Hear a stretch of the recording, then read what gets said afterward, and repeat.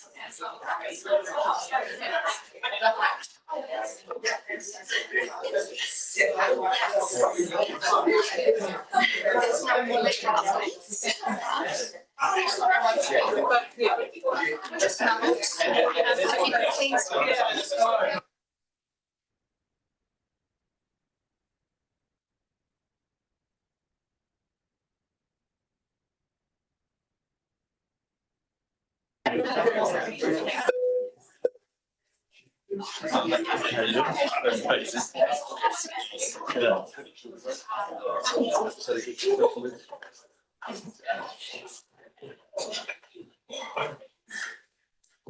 ora and welcome to our May meeting of the Nelson City Council.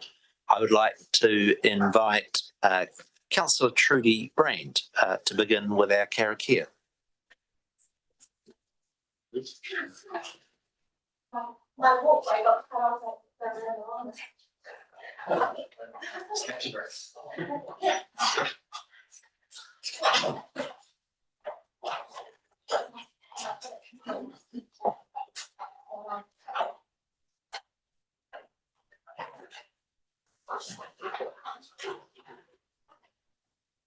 Don't rush, we're fine.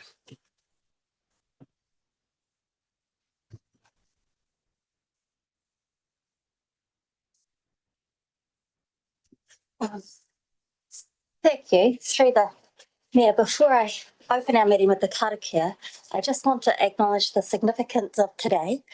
On 7th of May 1976, exactly 50 years ago, the mayors of Nelson and Miazu signed the Sister City Agreement. And no, don't do that. Sorry. And it was began one of Aotearoa's earliest international city-to-city relationships. And what has sustained that relationship over 5 decades has been the people, especially the volunteers in both communities who have hosted students, tended the Miazu Gardens, supported cultural exchanges, and kept the connection alive through their time, care, and commitment. Their work has ensured that this is more than a ceremonial link. It is a living relationship built on friendship, learning, and respect. And today, on the anniversary of its signing, we acknowledge those efforts and the generations who have carried that kaupapa. So I'll now open our meeting with the karakia. Kia whakaria te tapu. Kia wharete ai te ara. Kia turaki whakateha ai. Kia turuki whakitaha ai. Haumie huie takia. Takia. Thank you, Councillor Brand. We are flying the Japanese flag alongside our flags this morning in the recognition of that significant 50th anniversary today. I also note that Councillor Mel Courtney was a member of the council 50 years ago when that significant sister city. These are tight financial times, but I've got good news for councillors. We're having sushi today for lunch in marking the 50th anniversary of that agreement. Can I give a special welcome to Youth Councillor Petra Cogger, and thank you for joining and encouraging her to participate. I have received an apology from Councillor Lisa Austin, and I'm going to move from the chair that be accepted. Seconded by Councillor Kahu Pakipaki. All those in favour, please say aye. We then have the item of interests. Are there any interests that any members need to declare specifically to the items on today's agenda? That being the case, we come to the confirmation of the order of business. I am very concerned about not just the length of the agenda, but some of the significance of the items. And I do want to be quite respectful that on a number of items, I know there are different views amongst elected members. And so I do think we are going to come under some time pressure. I know there are members of the public who have a strong level of interest in the first of the discussions on long-term plan about the strategic priorities. Just for their information, My best estimate of the agenda is we'll be dealing with that matter at 12:30 on our agenda. Of course, you're most welcome. If there is any update also on that timetable, then I'll make sure our staff keep you informed. As a consequence of that concern, the Chief Executive has made a decision under our standing orders to withdraw the paper with respect to the Suter Art Gallery. It's a 6-month report. Its issues of the statement of intent. It is not time constrained and can quite adequately be done at June. It just gives us a bit more ability to be able to manage today's agenda. And so colleagues can expect to see that same paper come before council at our June meeting. An extra constraint on our time is that the Minister for the South Island has a meeting with our Chief Executive at 3:45. And at 4 o'clock, there is an invitation for our Tasman District councillors that we're hosting in this room with respect to the economic recovery strategy, of which there is some discussion to be had with the Minister. So I just want to give that overview in respect of we're sticking to the order of business with that one item being removed. We come to item 4.1 on the agenda. It is the public forum, and I would like to invite Mr. Ali Jameson to come forward to council and present with questions included up to 10 minutes. Welcome, Ali. Good to see you. Thank you. Well, okay. Well, thank you for inviting me today. We're on screen already. Great. But yeah, my name is Ali Jameson. I organise mountain bike events around the world, and I now live in Nelson because, in my opinion, it's one of the best places in the world, if not the best, to live and be a mountain biker. And today I want to just remind everybody here of one event which I helped to organise alongside the council, NRDA, and with lots of help from local businesses, which was the NZ Mountain Bike Rally, funded by Nelson City Council. I'd like to share some good news, but also talk figures and really help to answer the question, or rather to hopefully reassure you that it was worth the investment. So let's get into it. First of all, I do want to thank both council and NRDA, but all of the local partners who have been heavily involved, not only in financially assisting, but let's say motivationally assisting. Their passion for this event has been great, including businesses which are actually not directly mountain bike related. It's great to see them getting excited about the potential for mountain biking in our area. So this number, 45 million annual addition to GDP, that's what an independent report called the BERL, like an independent economic report, made by the commissioned by the council in 2018 and revised in 22.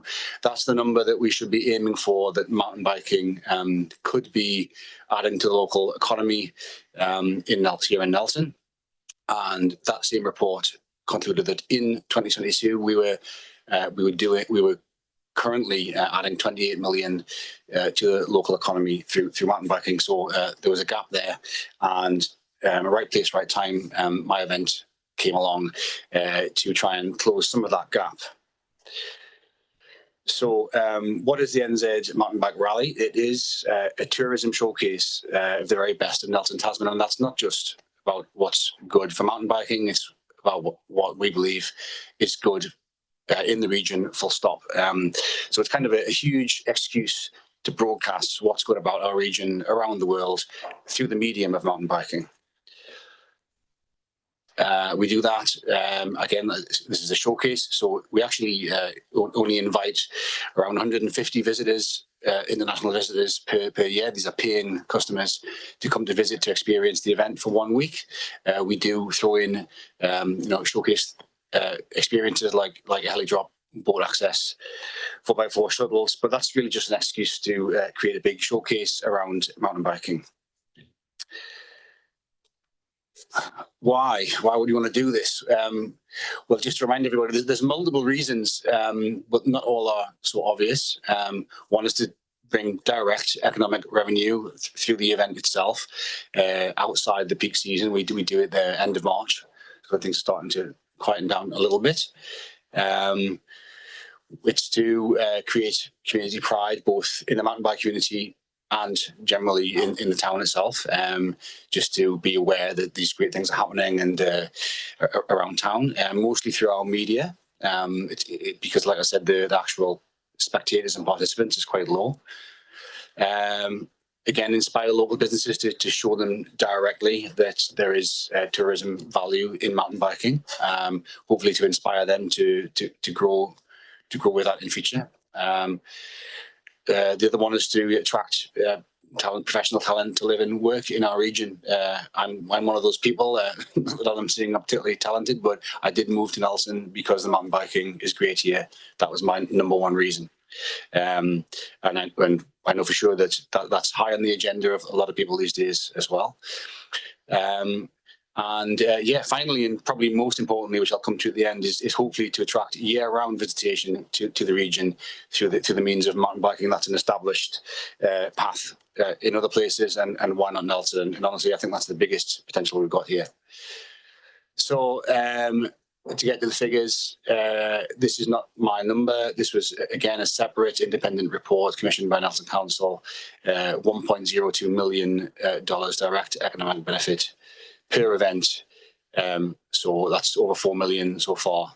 And that's just from the week of the event. That's nothing additional to that. Now, that sounds like a big number for only a small number of riders. So I want to help explain that. So let's just compare it to a typical event, like let's say a mass participation event. Let's say 1,500, 200 participants. It really depends, where those people are coming from, how long they're staying for, and how much they're spending typically per night whilst they're here. And it's a pretty simple calculation, but we can easily demonstrate why that number is not unrealistic. So we're talking about tourism value. Not just the event, but just generally, from tourism, we obviously want to attract not just more people, but ideally ones that are of economic value, whilst also minimising adverse local impact. That's also key for any tourism project, and we don't want to just have the place overwhelmed and all our natural spaces destroyed. One of the other aspects I mentioned, local pride. I'm just going to highlight some of the things that we've done to hopefully instill a bit of pride in Nelson. Through the event, we have been nominated as Event of the Year finalist. This is the New Zealand Event Awards. We've been featured in the Banff Mountain Film Festival, which shows all around the world. It's the world's premium. It's like the Cannes Film Festival of outdoor film festivals, and Nelson is currently showing there through our event. Plus, on New Zealand international flights, the movie is shown there. The biggest mountain bike channel, it's like a news channel for mountain biking, but it's big. It's owned by Warner Disney with over 2 million subscribers. They've declared it the #1 mountain bike adventure in the world. If you were to do a Google search right now, please do if you don't believe me, the world's ultimate mountain bike adventure, you would find it's right here in Nelson, which is quite a personal point of pride, and just bringing influential people to the region to show them how great Nelson is for mountain biking. Oh, we were also we had a 2-minute segment on 3 News prime time this year as well, which was quite a novelty for me, because you don't often get mountain biking on the mainstream news. We held a world premiere of a movie here in this Gary, and I skip over this one because I think the point I'm trying to make is that we are really trying to put Nelson on the map as right up there. Let's not undersell ourselves. Nelson really is one of the best spots in the world for mountain biking. It already is that, thanks to the investment of the council and all the club here and everything. We just need to shout about it a bit more, and that's exactly what we're doing.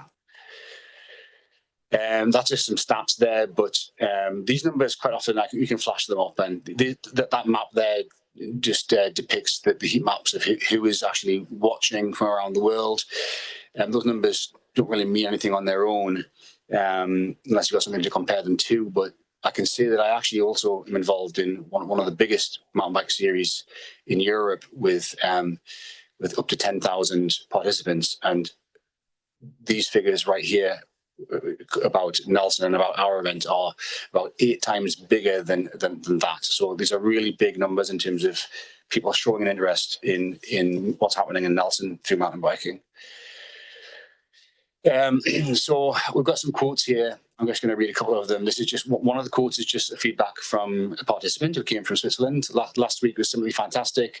I'm still trying to process it all. I met so many cool people, rode the best trails, flew in a helicopter, watched the sunrise from a boat, and admired the stunning nature of New Zealand.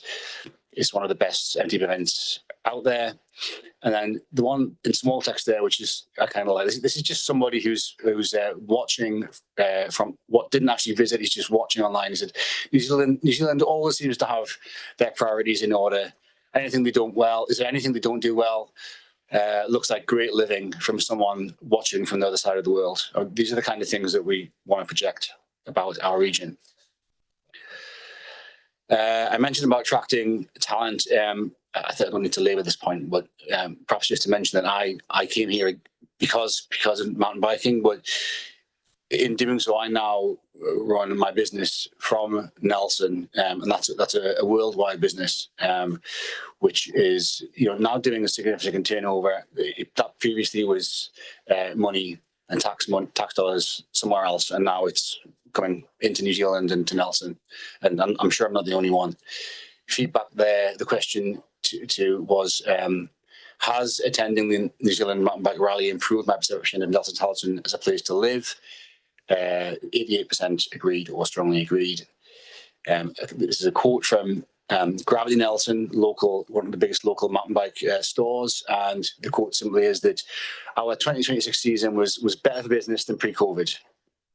We're on the right track. I'm going to finish with just saying that we're only at the tip of the iceberg because we're really going places here, and I think that just by doing what we're already doing, we're going to see some significant increase in mountain bike tourism and therefore the economic value that comes with it. Thank you for the presentation and being a champion for Nelson increasingly becoming a capital for mountain biking.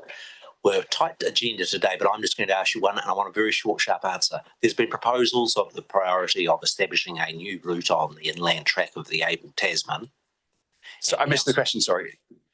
There are 2 proposals Yes. for improving mountain biking access in the region. Yes. One of them is for us around the inland Abel Tasman track and Yes. getting that accessible. Yes. The other is a potential route over the Mangatapu over Yes. into the Flores River with Marlborough. The hard decisions of councils is you've got to make priorities. Yeah. From the perspective of a person involved in mountain biking and in the events, which of those 2 would be your higher priority? Oh, that's a very difficult question. That's greatly. So if I have to just pick one, it would be the Abel Tasman. Although there is already a route through the Abel Tasman National Park, which is actually legally it's a paper road, the Ramika track. We take that during our event. But I'll say that the valuable, like the old Ghost Road, which you may have heard about, that is internationally a huge draw. It's just renowned. Those kind of tracks are well worth the investment. We've got the Minister from the South Island who have presented our economic development strategy that includes the Abel Tasman on it, meeting with us later today, and I'll be quoting you. Okay. Last 2 ones, we'll just do Campbell and Sarah, both who are far fitter than I and far better on their mountain bikes. Campbell. I wouldn't go that far with me on my mountain bike, to be fair, but Ellie, thank you. I just have one question, and please don't take this personally in any way. Big follower, and I see the event and see the potential it has from you, but I do have to ask the question as someone serving the Nelson ratepayer. Are TDC in any interest, or have you approached them around potentially funding? I know not all, but some of your event is held in the Tasman region, and I just want to know what's their appetite towards this event. That's a great question. Sadly, no, we don't get anything from TDC, and it is very astute that Tasman region get at least 50% of the direct economic benefit from this event because it was conceived to be a showcase for the whole region, not just Nelson City. I'm in contact with all the right people right up to the very top. But so far, no appetite to invest in that, unfortunately. I could say a good case for merger, but I won't go there, Sarah. Kia ora, Ali. Thank you for coming in. I was very excited to see a Shui make the council agenda. It might be the first. My question is about women riders. How many numbers competed? Do you have any initiatives to increase that? We know from World Cup there's typically not as many competitors. And what is your ask of us? What is your ask of council? Okay, that's a great question. So genuinely, I'm a huge advocate for women in mountain biking. I think it's great. And actually, I will say that Nelson has got to be, it has one of the strongest, biggest and best and most passionate female mountain bike communities that I've come across in the world. It's really inspiring. Unfortunately, still for these kind of events, just the stats, inevitably, it's about 10% for our population. Historically, mountain biking is a male sport. What are we doing to increase that? Well, for example, in the first year, we're lucky here. We've got one of the world's best mountain bike athletes, Ray Morrison, and she was our sort of showcase rider in that first year. And we focused a lot of media on Ray, who's just a great athlete and a great person. And yeah, Sally. so sorry. I understand. I've got a chief executive who's sweating. I think you have fairly answered the question, which is a good question, about the level of women participation. If you'd like to provide some more detail, I assure you, Sarah is a passionate advocate for both mountain biking and women, and will make sure that is reflected around the council table. So again, thank you for your presentation. Thanks for all the work you've put into the mountain bike rally. It is good for Nelson. It is good for not just the mountain biking community, but actually the broader brand of Nelson being an adventure activity area for New Zealand. I'd now like to call on our second presenter for Public Forum, Mark Delft-Plot, who has a presentation about our urban trees.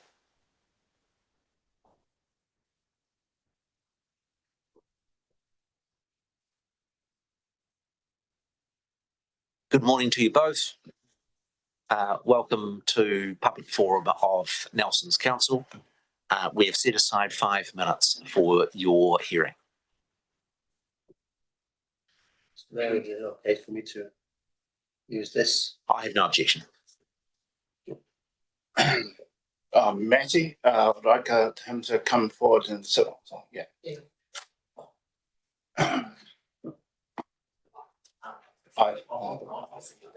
Thank you.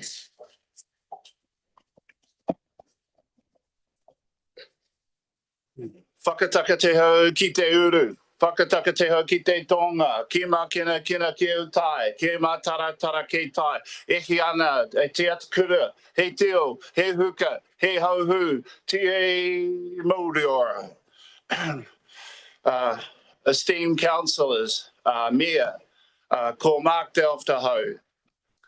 It's my privilege to come here today to come as a citizen, a person who's lived here for over 6 decades, and to present a petition in verbal oral form to my concern around, but not particularly a concern, but the gratitude of understanding the strategic plan this council has for the ongoing beautification of our city, which is probably one of the most beautiful cities in the world. My main kaupapa today is around the removal of the trees in the CBD. I understand the importance of the removal of the trees, and I understand the importance of why we need to make sure that the infrastructure we have in our city is forthright and suitable for our ongoing projects and the commercial entities that move forward. One of the important things I'd like to state today is the use of those trees, because they are historically, I recall as a little boy walking around town here going, oh my gosh, these are wonderful trees. So the recycling or the use of the trees once they have been taken down, I feel would be really important for the local iwi, and the understanding that all people that have come to this place come here with the privilege and honour to respect our whenua, respect the places and the people that all join us here in Whakatū Nelson. It's an extremely important day for the council in many ways. Every person seated here today has been elected to come forward and enable those people's voices to be heard. So I look forward to your responses. And like the trees will be here long after we're all gone and departed from this place. Like our mayor, I've known for a long time. He's an extremely good person. I've known him in terms of my family and so on and so forth. But that's not why I'm here. I'm here because of my love of the trees. The trees are why we all exist. What is the first thing you see when you come to the airport? It's the little birds, the birds that greet us. Now, if you take away the trees, where are the birds going to sit? Yeah, they might get a move on order if the government keeps on going the way they are. However, I think that the council has made a wise decision at looking at the mandate around moving some of those older trees so that the sewage systems and the footpaths and all those things that are very important to our city can be utilised to their fullest, because as we grow as a city, as Richmond, Tasman, all grow and collectively come together, then the infrastructure of our streets is so important. So to me today, I honour this council that they take their responsibilities very serious about why and how you go about the tree removal in Whakatu, Nelson. Thank you. Kia ora. You're not the only person who has raised concerns about it. I have a simple question for you. Hi. Are you Just aware? gotta sit down. Yeah, no, most welcome, either sitting or standing. Are you aware that what it is true that we are removing 22 trees? Are you aware that we are planting a further new 120? Yes, I am. With the Tree Register of New Zealand, I was very aware of how our council had gone about it. My concern was the use of the trees that are being taken down. Councillor Paki? Tēnā koe mai. Kia ora. Through the chair, I guess, as a carver, and that's what I do. You mentioned that the opportunity there for iwi to make use of the trees, the resources that come from it. But what do you think that we can do as in that space with non-native trees that are exotics that we don't traditionally use? Kia ora. Well, in my thoughts, I think that because they were actually planted by the forefathers who are gathered here, I think in respect to them that some point of reference should be given to the remaining remnants of those trees in some shape or form. I'm an artist. I've been a visual artist for nearly 25 years. So I'm sure some creative person can come up with some usage of that, because that's our history. That's our whakapapa. That's the reason why we, so I don't know if I've got any more. Any other questions? Okay, again, thank you for your submission. I hadn't appreciated that your concern was what will happen to the trees that are brought down. And I'm going to invite our council staff to have some direct engagement with you and to see whether the wood and that, if there was any opportunity to use it for carving and the like, I think my council colleagues would welcome that. So thank you for your presentation. Kia ora, Nick. Luke, sorry. My surname is pronounced Luke.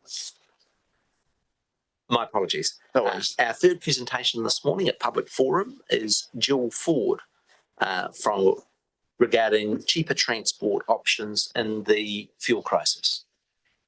Welcome, Jill. We've set aside 5 minutes for you to present. I'll sit down. Hold on. Sorry.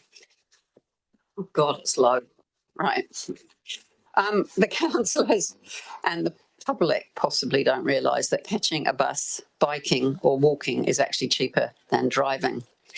And despite this fact, we've still got massive congestion, especially for a city the size of Nelson. So even if the war in Iran with Iran and America finished tomorrow, fossil fuel prices are going to stay really high, which is affecting our families.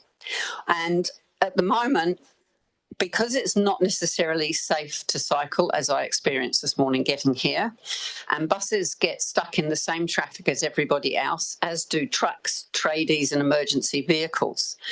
This means that a lot of people are still driving.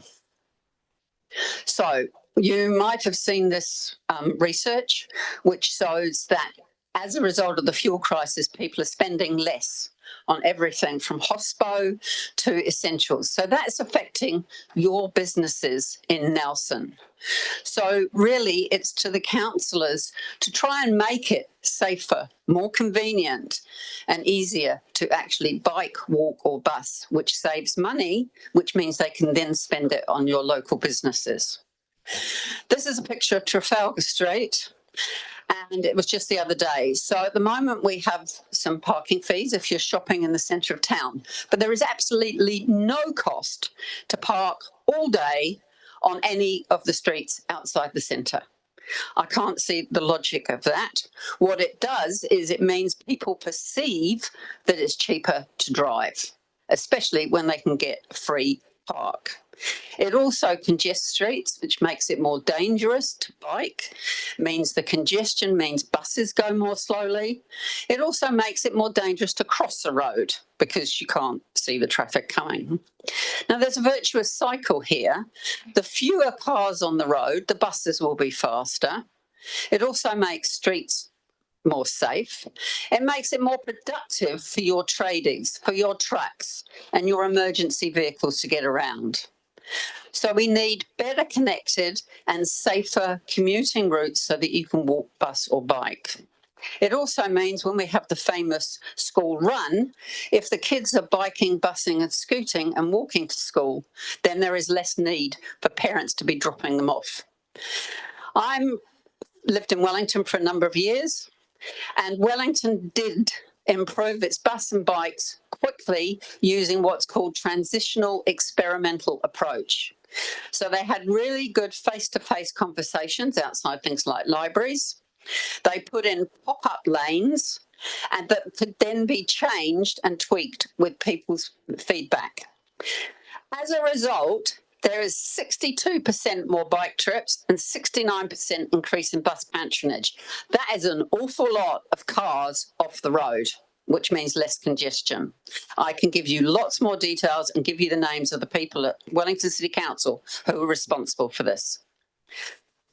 Shelters. As I go around, I notice that hardly any bus stops have shelters. It's raining today, so it means that for 85% of your bus stops, people are going to get very wet sitting there, which does not incentivise you to use a bus. There is a cheaper way using Media. So this is an example from New Plymouth District Council, whereby it used to be called AdShell, put up the shelters. It's no cost to the council. They look after them. And guess what? You get some income from the advertising. Ask people whether they'd prefer to be wet sitting under a bus shelter or see some advertising. I think most people would put up with the advertising. The other problem I find is the lack of pedestrian crossings. Go down Rocks Road, Waimea Road, any of your main roads, even outside the hospital, there is no pedestrian crossing. Yet we expect people to get across fast-moving traffic to get to some little safety island. You have to provide better and safer crossings for people. So to sum up, you don't need a massive budget. You can put in some pop-up bike lanes. Yes, pedestrian crossings cost a bit, but also I think a big thing you could do is use some of the space that's on the road to put in bus, truck and tradie priority lanes. And I know you don't have treble lanes everywhere, but there are places you could do this so the buses could overtake and so could tradies and trucks. More bus shelters and let's have you disincentivize people from parking everywhere. Thank you, Jill. I've got some good news for you. What's that? I was handed the figures this morning for bus use in Nelson, and the last month was the highest month we've ever had, an increase of 16% on the same month last year, helped of course by the additional services. But I have a more difficult question for you. Yes. Why would Nelson City follow the model of Wellington Transport when it is now rated as the worst CBD in New Zealand by the commercial community and is rated by many as a desert in terms of levels of activity? To the point where people saying Wellington is definitely not the way if you want a vibrant CBD. Okay, first of all, as everybody will know, there's been huge reduction in public people working in government, which has had an enormous impact on Wellington. Now, whether you agree with that or not, that is a fact. And all the stats show that house prices have gone down, job opportunities in Wellington have gone down. I don't think you can blame a few bike lanes on what's happened in Wellington. To be fair, I have to give myself and Councillor Stella have some difference of views around these issues. I'm a wee bit afraid to ask a question, but I'm sure I'll get off more lightly than them. Councillor Stella. Thanks. Yeah, I mean, I agree. People are simply afraid, don't feel safe cycling, so they don't. Do you have in your mind what kind of routes or roads would be good for this experimental approach? And sorry, I'm putting you on the spot, but where do you think? Okay, I can give you a couple of good ones. I was on the Ridgeway yesterday, cycling to go for a walk. And I'm cycling along and my safe cycle infrastructure is a white line, which then stops. And as a cyclist, I literally had to go out into the traffic. Now, I'm an experienced cyclist, so I look, I put my hand out and I go out. So there's one, and there's everyone along that road has off-street parking. The same applies to Trafalgar Street. That could be a lot safer just to get down on a bike or walk. Everybody has off-street parking. Waimea Road, oh my God. I've seen some medics madly, I know they're medics because they end up going into the hospital, madly trying to get up Waimea Road to get into the hospital. Well, I'd hate to see some of our doctors and nurses killed on that road, but it's bloody dangerous. So, and again, Waimea, you go there at night and hardly anybody's parked. All right? It's the same on Trafalgar Street. It's the same on a lot of these streets. You could easily take that parking out, which I believe is proposed for part of Waimea for the east-west one, and that would then make it a lot safer. And that would not take a lot. It does not take any parking away from residents or businesses. Thank you for your passion and your submission today. There is no question that the current fuel crisis is having us all think about some of those things, although we can both agree in welcoming the increase in bus use. Yes. I would now like to welcome Kushla Hussain, who has allocated 10 minutes on behalf of Haipai Hapotanga. And Tomato Shane, a very warm welcome to you, to Council. Wonderful to have you in the chamber, and we look forward to your presentation.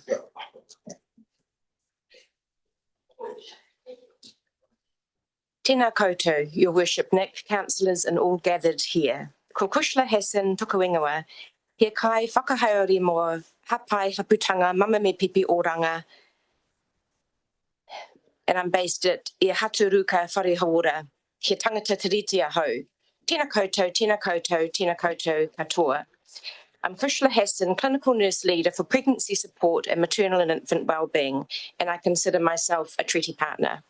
I would like to acknowledge those who stand with me or sit with me: Shane Graham, advisor to our board; Jemima Hughes, a trustee and cultural advisor on our board and registered nurse kai mahi for many years; Tracy Geiher, acute response care coordinator in our team; Vika Late, kai whakatiri hauora, and social work student, Penny Molnar here, and Kendra Douglas, and also Liz Price. Thank you for coming today to support this mahi. I was born in Nelson. My husband Joseph and I have raised our 4 children here Returning back home after living in Dunedin in the UK for some years, what stood out to me when raising our children in Nelson was the strength of our community, the support of whānau and friends. That support allowed us to be emotionally available for our children, to bond with them, to help them thrive. Not every family has that. 24 years ago, alongside midwife Phyllis Harris and Joseph, a GP, and myself, we recognised serious gaps in primary care for women and whānau facing unplanned pregnancy in Nelson. We asked ourselves, what would it look like to respond differently? And then we acted, rolling up our sleeves to walk alongside those in crisis, to understand their realities and to help meet unmet needs. Our service is nurse-led, based within general practice, offering 40 hours a week of acute response care and same-day appointments during a crisis. Women self-refer or are referred by midwives, GPs and support agencies. Our door is open with unconditional acceptance, including for grief related to all types of pregnancy loss. Our service is underpinned with professional ethics, which we take seriously. We believe in upholding our clients' mana, we offer compassion without judgment, and we care for all women who come to us, whether they choose to continue their pregnancy or to have an abortion. Through all of this, one thing has remained constant. Relationships are the key. I want to express that I'm often in awe of those we work alongside, that they have survived thus far with all that has been on their plate day to day and the trauma they have experienced. Mama Me Pipi Oranga, the maternal and infant wellbeing component of our work, provides intensive relationship-focused support during the first 1,000 days of life, the most critical window for brain development. We meet whānau where they are, in homes, in motels, in community spaces, and in our clinic. Our support is holistic, guided by Te Whare Tapawhā, addressing housing, income, food insecurity, mental health, addictions and parenting confidence, all of the social determinants of health. Secure attachment in early life is one of the strongest protective factors we have. Research tells us that children who experience early adversity without support are significantly more likely to be incarcerated, to struggle in education, and to repeat cycles of harm. When we support One Mama and Pipi, we are investing in the next generation. Currently, 91% of the whānau registered with us do not live in their own homes. In the last 12 months, we received 72 referrals. We're working with approximately 200 mama, babies, partners and whānau each year. Over the years, every serious challenge we have faced has also created new opportunities. During the COVID pandemic, following the 2022 Nelson floods, the increasing economic hardship, the fuel crisis, collaboration across our community deepened and strengthened partnerships have emerged between agencies and health services, Māori health services and the likes of Salvation Army. More secondments have been successful between services. I acknowledge with gratitude a successful secondment from Te Pikioranga Māori Health Services, seconding a Kaito Tōku Hapori health coach to St Luke's Health Centre, also working with Tane partners and related to the pregnancy support work. Another new shoot that grew from the pandemic and floods is the current pilot project for emergency housing between our service and Salvation Army for homeless pregnant women and tamariki, as in the quarter directly following the 2022 Nelson floods, 70% of the pregnant women referred to our service were unhoused. That was a crisis. Our service sits at the table with multidisciplinary health and interagency teams and child protection for our most at-risk whānau.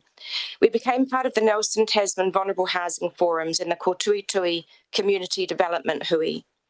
Deepening relationships are key with whānau at the centre. Over the last 5 to 10 years, we've had a noticeable increase in gang affiliations in our region, and many of the women we are working with are gang affiliated and have become more vulnerable to methamphetamine addiction. Some of the whānau we accompany have judicial challenges, court hearings, home detention, and histories of incarceration. For a small core service of 6 on the team with only 3 funded FTE, we are demonstrating social return on investment. It is all about he tangata, he tangata, he tangata, our people of Nelson. While we work with everyone who walks in the door, there is a most vulnerable 1%. The most vulnerable babies we work with will cost the government approximately $1 million each by age 30. Through state care, incarceration, and lost opportunity. Early investment in mama and pepe costs a fraction of that. Our free service costs approximately $6,000 per mother and baby for 12 months. After 24 years of providing this free service, we are now facing increasing financial pressure as demand grows. We have applied for a contribution from the Community Investment Fund, and this is a meaningful opportunity for the Council to invest early where it matters most. Because when pepe thrive, whānau thrive, and when whānau thrive, our whole community is stronger. Ngā mihi nui ki a koutou. You're most welcome to ask questions. Thank you very much for your presentation. It's been a wonderful brief on some of the difficult and challenging work you do. We are very tight for time. Yes. And the only thing I would say is that there are parts where our council, man, I'm so excited that we've got more houses, 200 being built this year to support Salvation Army and the other organisations. We've just recently last year announced the grant for the Women's Centre to work with some of the vulnerable from a housing side. But the largest portions of the work do rest with central government in the great work that you are doing. I'm going to take a question from Councillor Anderson, but again, wish to keep tight to time if possible. Thank you. Quick question. You've provided a service that no one else can do. It's a gap. So well done. The question, how are you funded and has something been cut? Yeah. So how have you got there? How are you funded and have you suffered a cut recently? Everyone's getting cuts. So we apply for grants for sponsorship for wherever any foundations we can apply to. And so currently we have this small grant in, as I mentioned, yeah. And I'm just wanting to have the opportunity to say how important it is that even though it's a small grant we're applying for, that if we want this service to be sustainable with growing demands, we would really value that serious consideration. I'm sure Councillor Courtney, who chairs the Community Investment Committee, and I understand Councillor Anderson, you're a member of that Community Investment Committee. Deputy Chair. He's Deputy and as Deputy Chair, my apologies. They have the responsibility for determining the priorities. They do a great job with our staff, but I also have to be very open that it is a very small bucket. I have to remind myself every day that central government's bucket in Nelson is 10 times that of local government. And so the level of support that we provide does tend to be quite small in comparison. But every drop in that bucket would help make the invisible visible and to bring awhi and support around the most vulnerable. Understand that. Really enjoyed your presentation. Thank you for the effort that you've gone both to make it. And I know the committee will take on board your presentation as they make those difficult decisions about community grants. Thank you again. Thank you. We now come to item 5.5 on the agenda, which is the minutes from our meeting of the 2nd of April. I will move their adoption from the chair. Councillor Rollo is happy to second. All those in favour, please say aye. I come to the minutes under item 5.2 of our meeting on the 23rd of April. That was in hearing submissions on our fees and charges. Is someone prepared? The Deputy Mayor is happy to move those. Councillor Hodgson is happy to second. There is no discussion. I shall put that to the vote. All those in favour, please say aye. Aye. We now come to item 7.1. Which is my report. Here is the way I would like to handle this. what I wish to do firstly is just to seek whether there are any questions on the two items of which there are no resolutions. That is, there's comment in my report about the fuel crisis, and there is an update on the work that myself and Councillor Skinner has done with Local Government New Zealand. So just like to deal with those two items. Then what I'd like to do is to deal with separately, firstly the parking question, and then with the question regarding the plaque with the reef knot. Is there any objection to me handling matters in that way? That being the case, my brief comments about the fuel crisis, it does remain a huge issue. Council staff are very involved in ongoing engagement with government about the potential threats. The advice that I'm receiving continues to be the same, and that is the issue at this point is primarily around price rather than supply, but we are continuing to receive further updates. I did receive a compliment from the Minister.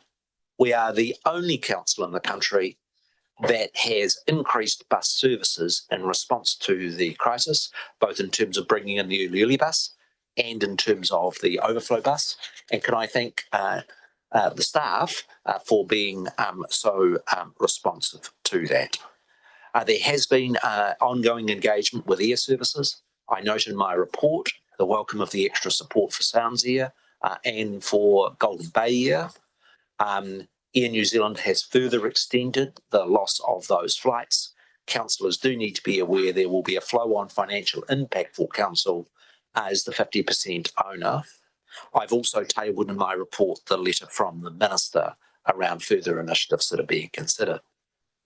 The second item was with respect to the local government fees. Both myself and the Chief Executive welcomed that when Local Government New Zealand was previously proposing a fee increase of 9.5%. Local Government New Zealand has a new president, a new vice president, and a new chief executive. And they have reviewed that and have reduced their increase to 3.1%. And I think that is valued. You will also note that the LGNZ conference has been deferred through to September, and my Mayor and Councillor's office will work with those. There may be, because of the change of dates, some change in our representation at that conference. Is there any question or comments with respect to those two items? Councillor Stella. Thanks, Nick. With regards to the fuel crisis, I mean, we have an immediate problem, but over the coming decades, there's increasing uncertainty, especially regardless of geopolitical conflicts.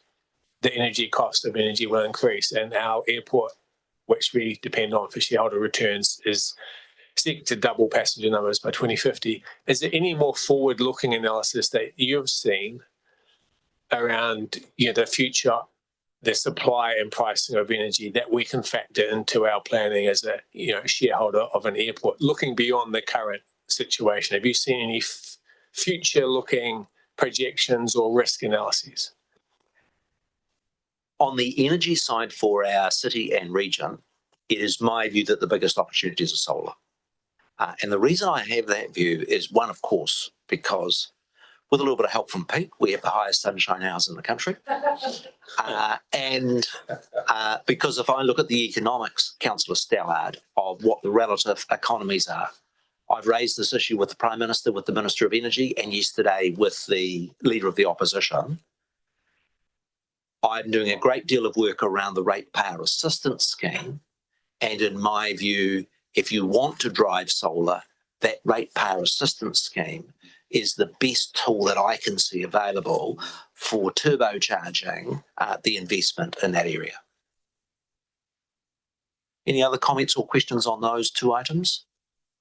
That being the case, I have included in my report in discussions that both myself and our liaison council with the commercial sector, the proposal for a 3-month period in which we would increase the 1 hour free parking to 2 hours.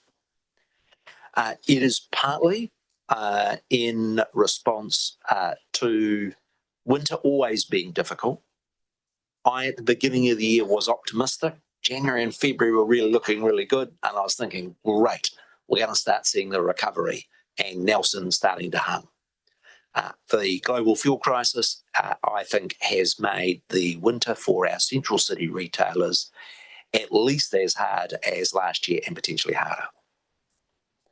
The second motivator is I would have had over 100 people quite critical, both in the retail sector and in the public, about the impacts of the Bridge to Better project. I want to say to the Chief Executive and the team that are leading it, they are doing a first-class job. Whether it be in terms of the execution, whether it be in terms of the reporting that we are getting through from our contractors, or in my view, I think the council is going the extra mile to try and support those businesses in that area with its publicity and the like. But it's still damn hard. I watched our neighbours in Tasman when they did Queen Street. Everybody agreed after the job it was the right thing to do. During it, it was very difficult. I think we would be tone deaf for us to say for the 3 months when it is very disruptive, as they do. I think our infrastructure manager has described it as a spaghetti junction under that area of Bridge Street and a massive piece of work around upgrading that. That's one of the major intersections in our CBD. It is going to be closed for 3 months. Nobody can deny that it is going to have a big impact.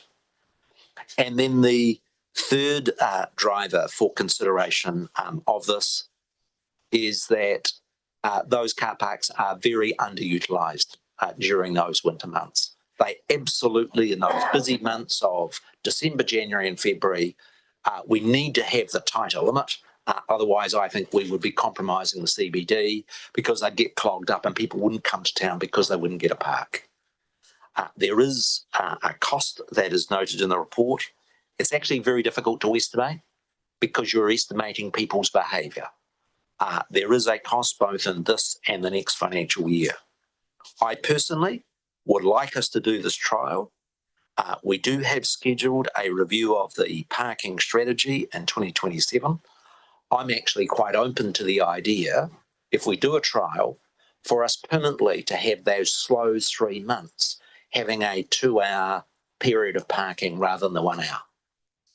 Behaviour that, and the reason I'm very supportive of Councillor Courtney's initiative is because I think there are lots of people that come into town and they've got an appointment to go see their accountant or to go see the optometrist or to go buy a book. They don't want to be messing around and paying for the parking meters. They come for an hour, and if we made it 2 hours, my hope is that they might buy a coffee, they might have lunch, they might do some retail shopping. And I think that would be a little bit of relief with not a lot of cost. So that is the reason I have included the item in the report. I do need to update council on one element. I have received advice from our officers that if we wish to proceed with that resolution, we would also need to add the words after it, with no public notice of the proposal in accordance with 10.2 of the traffic parking bylaw as required for a trial, but full consultation will occur should this change to be a permanent change in the bylaw. So it's just being quite explicit that we're not going to go put our council staff to a whole lot of work around public consultation for a short 3 months. But if we were to do it permanently, we would do so. And so I'm happy to answer questions. There will be ample opportunity for debate. If there are any questions that people, and I do want to have the flexibility if they wish to answer council staff any questions on it. And then it would be my intention to ask Mel to move resolutions 1 and 2, and then for us just to have a debate. Any questions, Deputy Mayor? Inevitably, there will be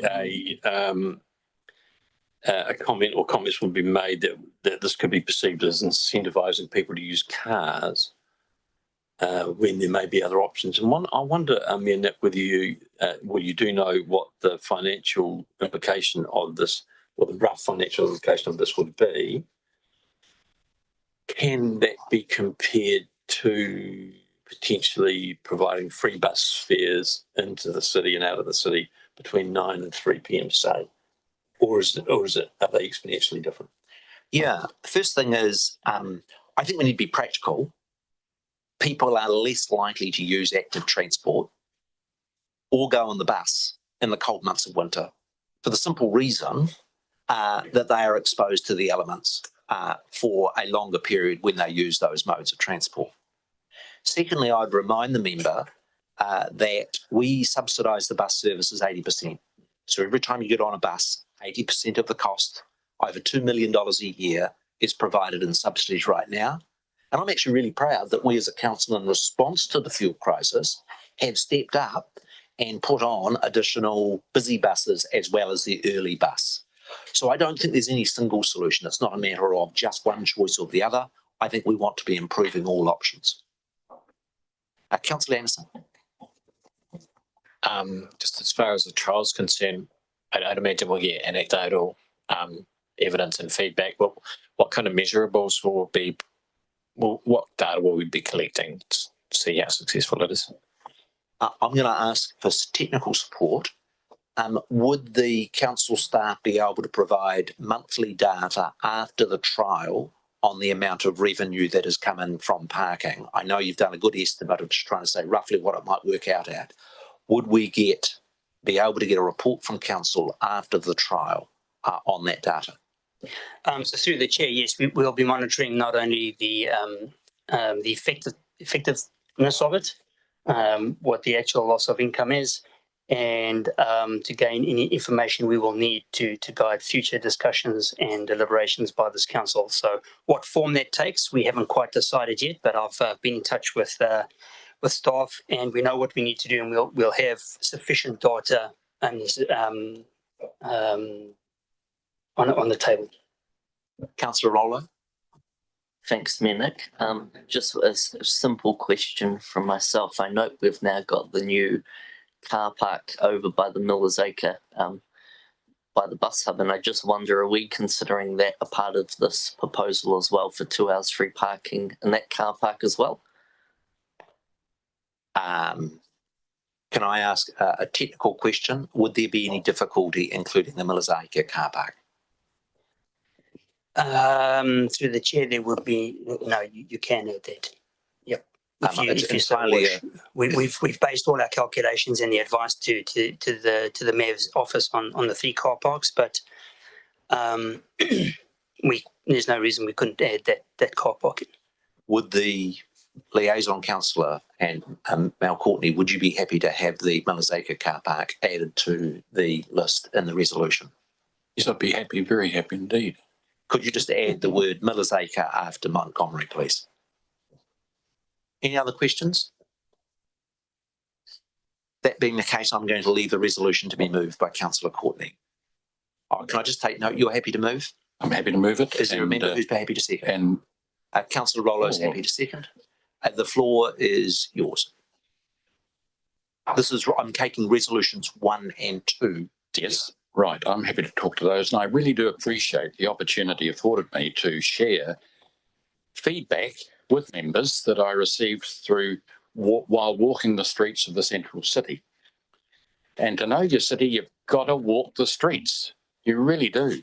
To know your suburb, you've got to walk the streets. And Sarah, Councillor Kirby would know that more than any of us.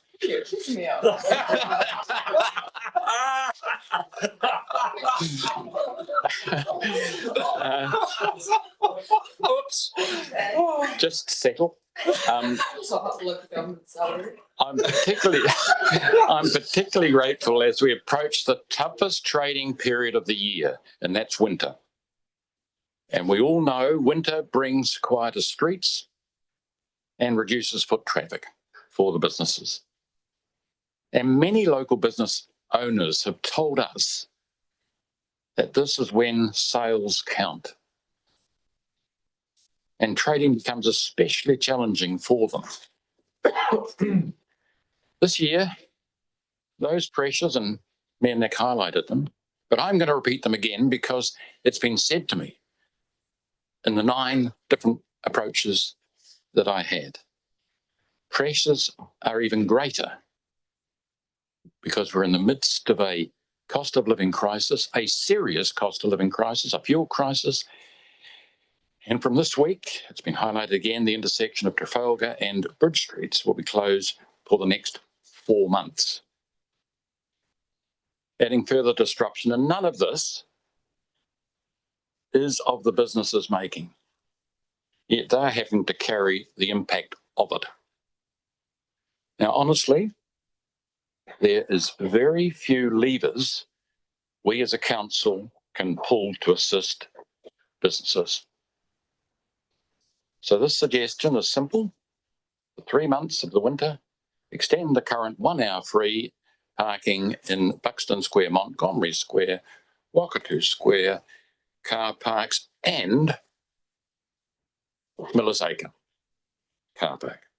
Great. This is a small, practical step to help bring people into our city when businesses need it most. I'm going to say it again. This is a small step, practical step, to help bring people into our city when businesses need it most. More time to park encourages people to browse, visit the doctor, go to the hairdresser, meet friends for a coffee. And I love this phrase. It was used last term or the term before, and linger longer. Linger longer in the town. I may need an extension of time. You've got 2 minutes now. No, I'm going to be very quick. This is an important issue. I've got the mayor on side. I've got Campbell on side. I've got Councillor Paki on side if it's a good day. I don't know. Well, anyway, it'll also strengthen community connection. Easier, more relaxed parking makes it more likely that people will come into the city for meetings, events, and a casual catch up with friends. That activity, especially in winter, is what keeps our city centre vibrant. This proposal is a time limit trial, as the Mayor has indicated, and we can monitor it, as our Deputy Chief Executive has just highlighted for us, so I won't go into that. But we can get the feedback from the businesses, review the results. If it works, we'll know. If not, we have clear data to reassess. But importantly, this proposal will show that council listens. A simple seasonal initiative like this demonstrates support for our local businesses and their staff and their customers, while building goodwill and confidence for our city centre. Let's show our support for the heart of our central city, retailers, business, and of course the commercial sector, along with all their customers. Thank you, Nick. I'm happy to move. Thank you, Councillor. Did the seconder wish to speak? Any other comments from colleagues? Councillor Skeggs. Yeah, thank you through the chair. Yeah, I've had a lot of discussions with businesses in town, and over the last little while, they certainly are struggling. We've had 1 or 2 businesses shut down in town in the last month, and I know of 2 or 3 that are really struggling and are on the edge. The area is struggling. Our retailers are struggling, but we need to, and now's the time that we need to assist them where they need some good news. So I'm fully supportive of this. I think it's good that we are looking at 3 months and we are looking into putting into the parking bylaw. But a big part of that is we need to be very careful and what data we collect and make sure that it's not anecdotal. So every year we sort of talk about this, and this has come up, and then we have anecdotal evidence of maybe it will help. And I'm not so much talking here about the cost to council. I'm talking about whether people actually use those 2 hours and whether it actually brings economic benefit, i.e. more spending into the city. So I would like us to look really carefully at that data and use this 3-month opportunity to have that information so that we can make an informed decision when we look at the parking bylaw. So I'm very much in favour of supporting our city, supporting our retailers, and giving them some good news. Thank you. Any further comments? Councillor Anderson. Yeah, I'm a little conflicted. Let's see, we're in a cost of living fuel crisis, and this is encouraging Vehicle use. So I speak from a point of privilege where I live close enough to the city centre where I can walk or cycle. I do understand there's people that will not or cannot mode shift. I mean, that said, I'm still supportive of this this trial, and much like Councillor Skegg said, it'd be great to get some actual data. People that like parks are always going to like parks, but I feel it's a good idea. We should get some good outcomes. If there are no further comments, then I'm going to put resolutions 1 and 2. Those that are in favour, please say aye. Aye. To the contrary, say no. I declare that carried. The next item on the agenda in my Mayor's report is with respect to the plaque at Trafalgar Street in Miller's Acre that makes reference to His Royal Highness the Duke of York. Can I acknowledge this issue has been raised by Councillor Kirby? There's been some informal discussion amongst councillors and discussion with the Chief Executive. My view is that while it is a relatively minor issue, anything that relates to royalty can tend to be quite high profile, and I felt it was best, if action was to be taken, that it was a council decision that was made. It has always been my understanding of the convention that any issues regarding council and royalty that we should consult with the government quite formally. I wrote to the Department of Internal Affairs. They have advised that it's entirely our decision. I'm more than happy to answer any questions on process. I don't personally have a strong view one way or the other. I just, through my Mayor's report, wanted to facilitate a decision that Councillor Kirby could raise and so that we provide some direction to the Chief Executive on what we might do. So my preference on process is if there's any questions to me, and then after there's any of those questions, then I'm going to ask Councillor Kirby to move the motion. Councillor Brand and then Councillor Rollo. Thank you, through the Mayor. Before we decide on this item, I would like to be clear, for me, this isn't about the $500 cost. The scale of the asset isn't the issue. The precedent that it's setting is.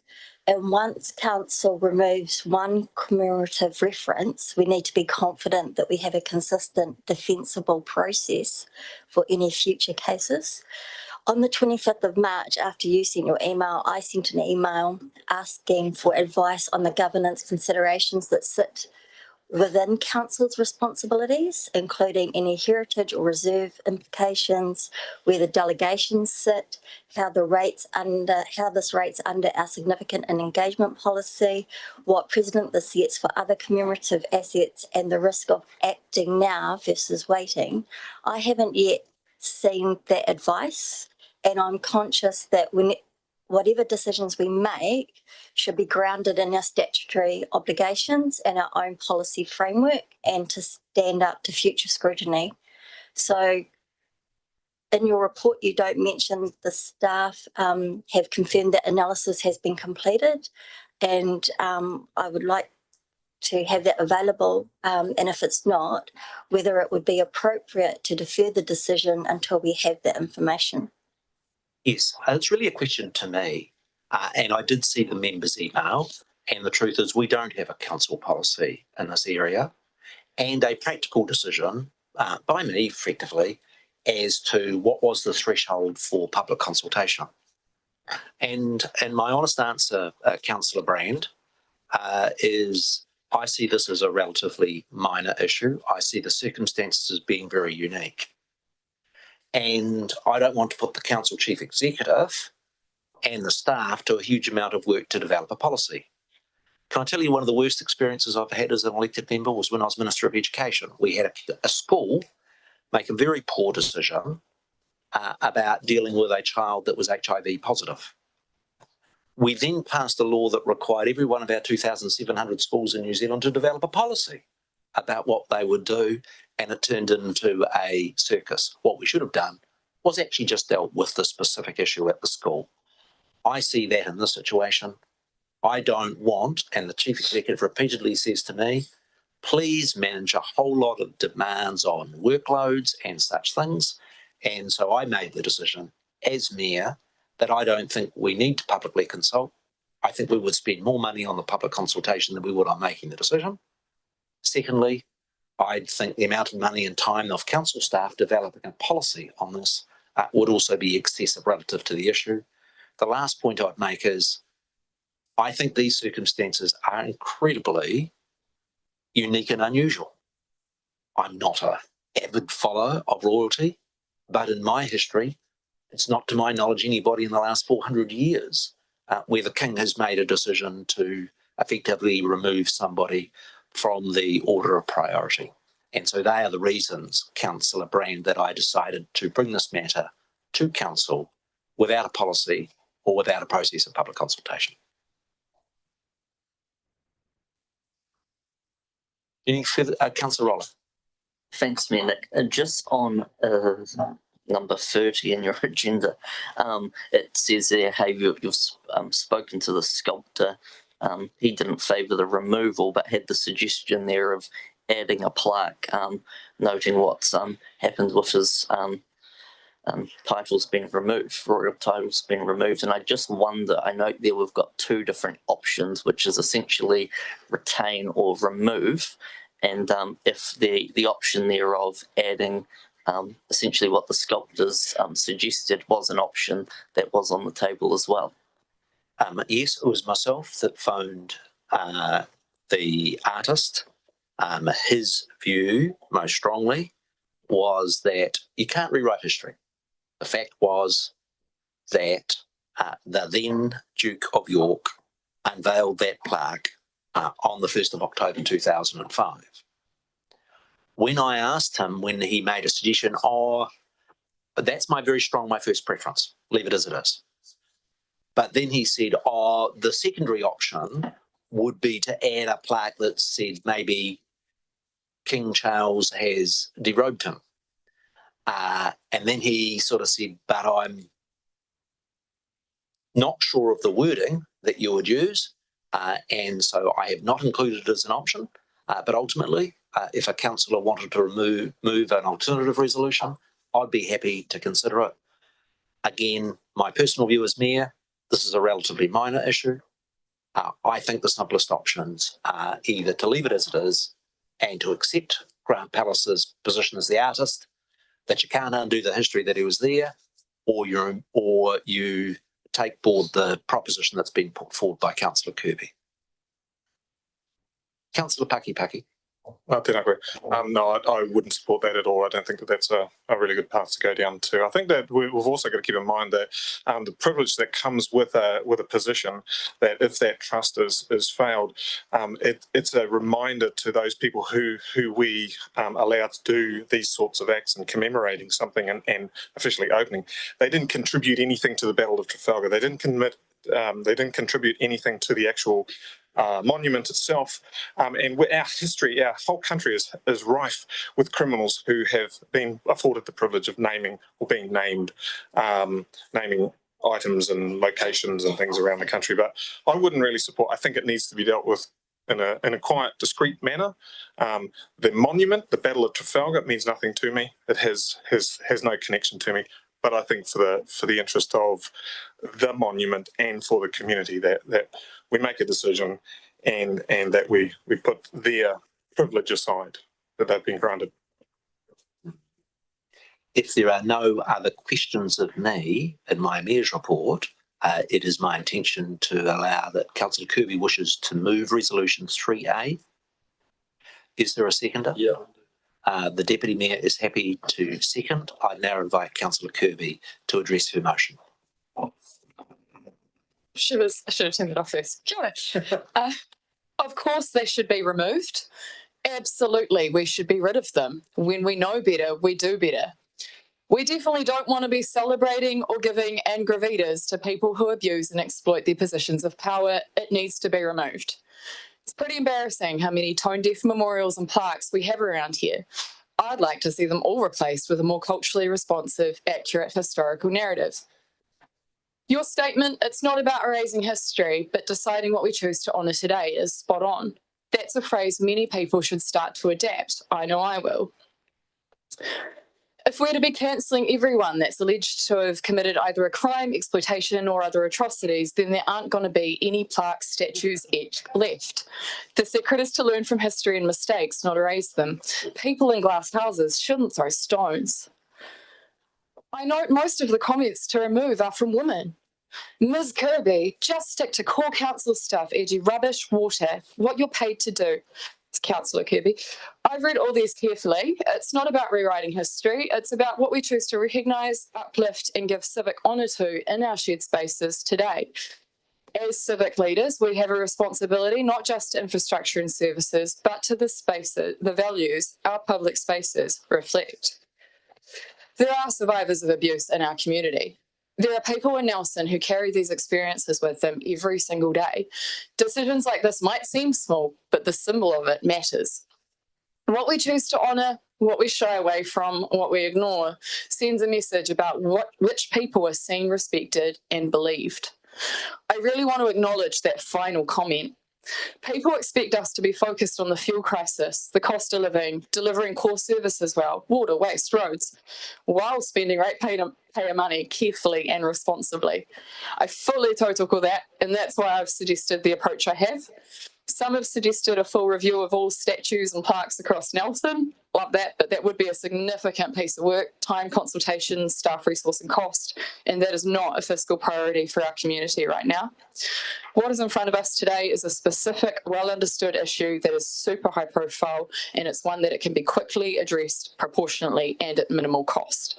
The motion's simple: remove the plaques quietly, pragmatically, without triggering a wider and expensive review process staff don't have time for.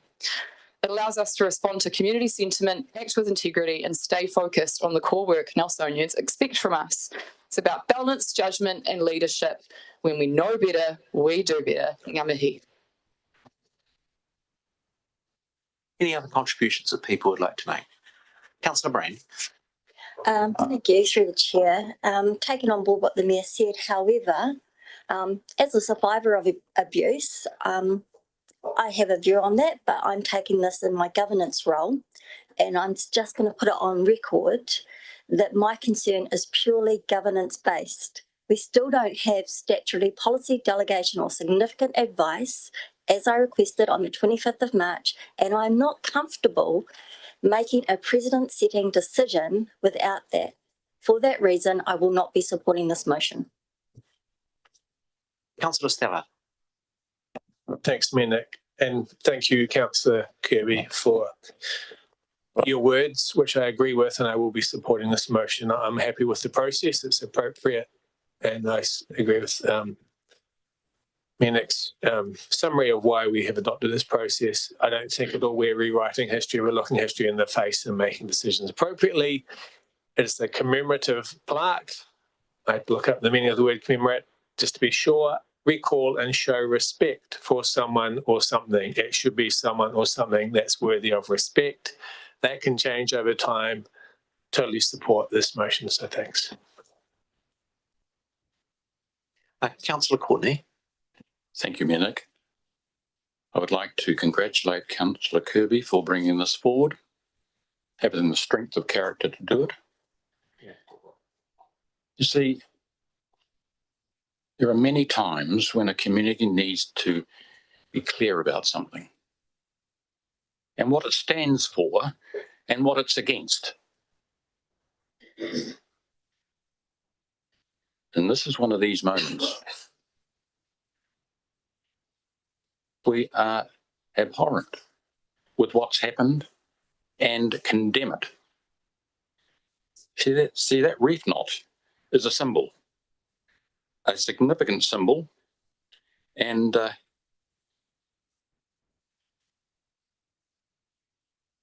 it's symbolism in itself, quite frankly.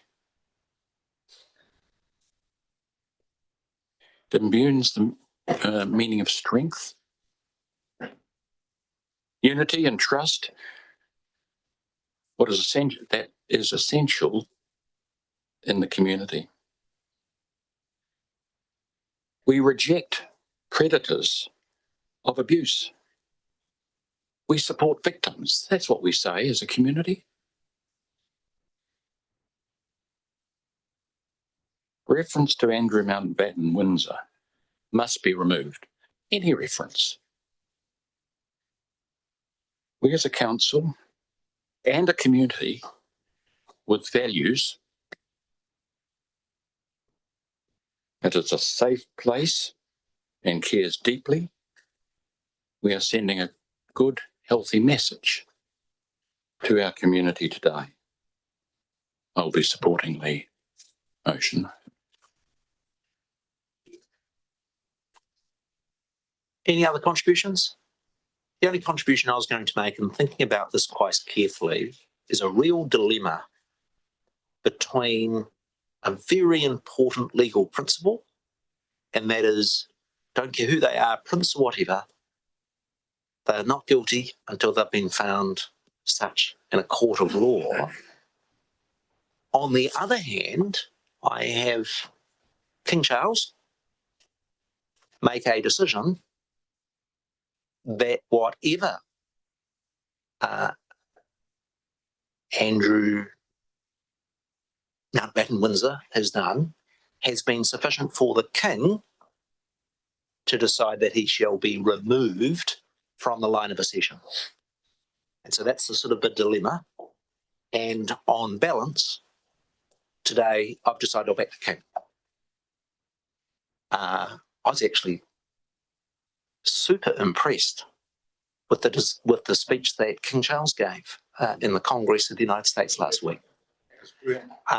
And so if you want to ask me why have I decided, it was a quite carefully balanced decision.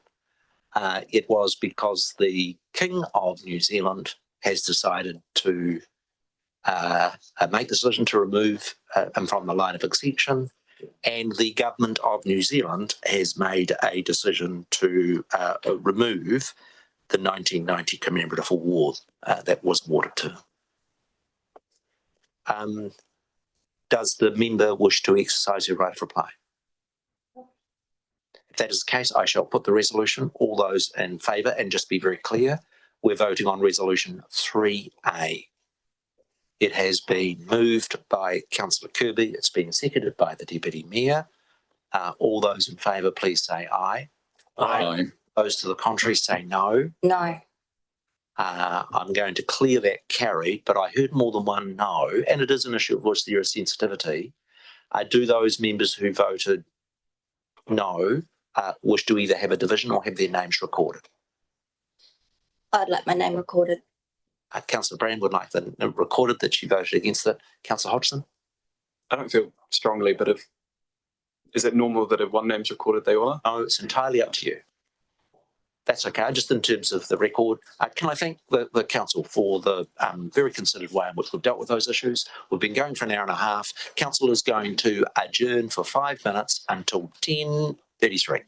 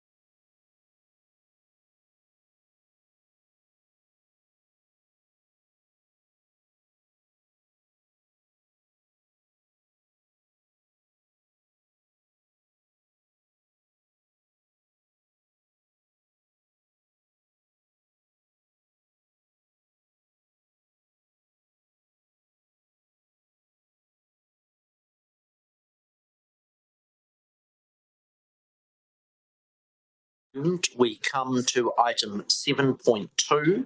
This is the deliberations on the schedule of fees and charges for the 26-27 year, and put myself in the hands of Mark and Alec. Thank you, through the chair. So this report is before you to adopt the final schedule of fees and charges for 26-27. That was publicly consulted on. They had deliberations, hearings. There were 4 submissions to individuals asked to be heard. That was deliberated by council. Their concerns and issues and questions have been addressed in the report. I will leave it at that. There are no changes to the report, and officers are recommending that council adopt the final schedule of fees. There are a number of contributing staff, and if and when you have questions, we will bring the staff up to the front desk to answer any questions. But happy to take any questions. Thank you, Alec. My concerns, and for members concerned, the read is mine that I've suggested, and obviously is a decision for the council. I remain very uncomfortable about the 30% increase in the use of the Land Use Recovery Centre. This was covered in the submissions, and I think I indicated at that meeting very strongly my concern. We are in a cost of living crisis in which people are under enormous financial pressure. You don't get too much choice about the fact that you have to have rubbish and these costs flow on. The piece I wanted to ask further questions is under 5.16 in the report. The key driver for the increase is that there is a local disposal levy that is determined between both the Nelson and Tasman councils. And I note that that local disposal levy is being increased from $6 million this financial year to $7.8 million in the next financial year. Now, in the notes below it, you say that one of the reasons for this huge increase, an extra $1.8 million a year, or if we halve it, because we're half with Tasman, it's 900,000, is because of the additional waste minimisation activities to meet new and higher targets. The piece I'm really worried about, not just in this area and others, is that our council considers strategies, like with respect to waste. We don't have any idea of the cost. And then out of left field, we're suddenly imposing a 30% increase on our residents. Because at the time we adopted the strategy, we didn't think about the flow on. So what options have we got to live more within our budget around those activities, and for us to not increase the internal local disposal levy that flows into these charges by 30%? Through the chair, those are very good questions. Can I just clarify one thing for the council? There are some charges at the landfill that we are only increasing by the CPI and slightly over as a result of rounding. So there's not a blanket 30% that you indicate in terms of fees and charges at the transfer station. So there are some that have been applied CPI, and I think there's 10 new categories that we're proposing. And the reason we're proposing those new categories is because we need to make sure that it's easier to administer. And at the moment, it's all a little bit subjective when you come to the transfer station, and we're trying to make it easier. So in terms of those 10 new charges, that also doesn't constitute a 30% increase. Some of them are 0%, some of them are 6%. Yes, there are some that are high, some of them have gone down. And overall, and I know it's not an easy assumption to make, but overall, if you consider all of those in terms of the new fees and the new categories, we're looking at about a 13% increase. So I just want to do overall. Yes, there are some that are 27, some 50, some minus 11, some are 0. But there's 2 categories there. So I just wanted to clarify that. That's really helpful. And can I make plain to you, I'm very supportive of the change from the per cubic metre. I've got no difficulty with that. But can I ask this question? because it goes to the core of the scale of the increase. Is the level of revenue from the charges on page 70 of the report, the level of overall revenue with the change to the new, are you telling me that the revenue for 2025-26 as compared with the revenue for 26-27 from the Nelson Waste Recovery Centre is only going up by 13%? No, I said that on average, when I look at the new fees that are proposed, and there's a series of 12 fees that are proposed that we went out to consult with. There are a number that we're only applying CPI. If I take the average of those, it's not a 30%. There's overs and unders. Some of them are zero. If I take an average, I would say about 15% across the board. But if I look at the one that does go up is that the current per cubic metre charge at the Nelson Recovery Centre is $107 per cubic metre, and we're increasing that to $136 per square metre. So if you, per cubic metre, I should say, per cubic metre. So if you ask me where I'm not prepared to support is that very large 30% increase in that specific item.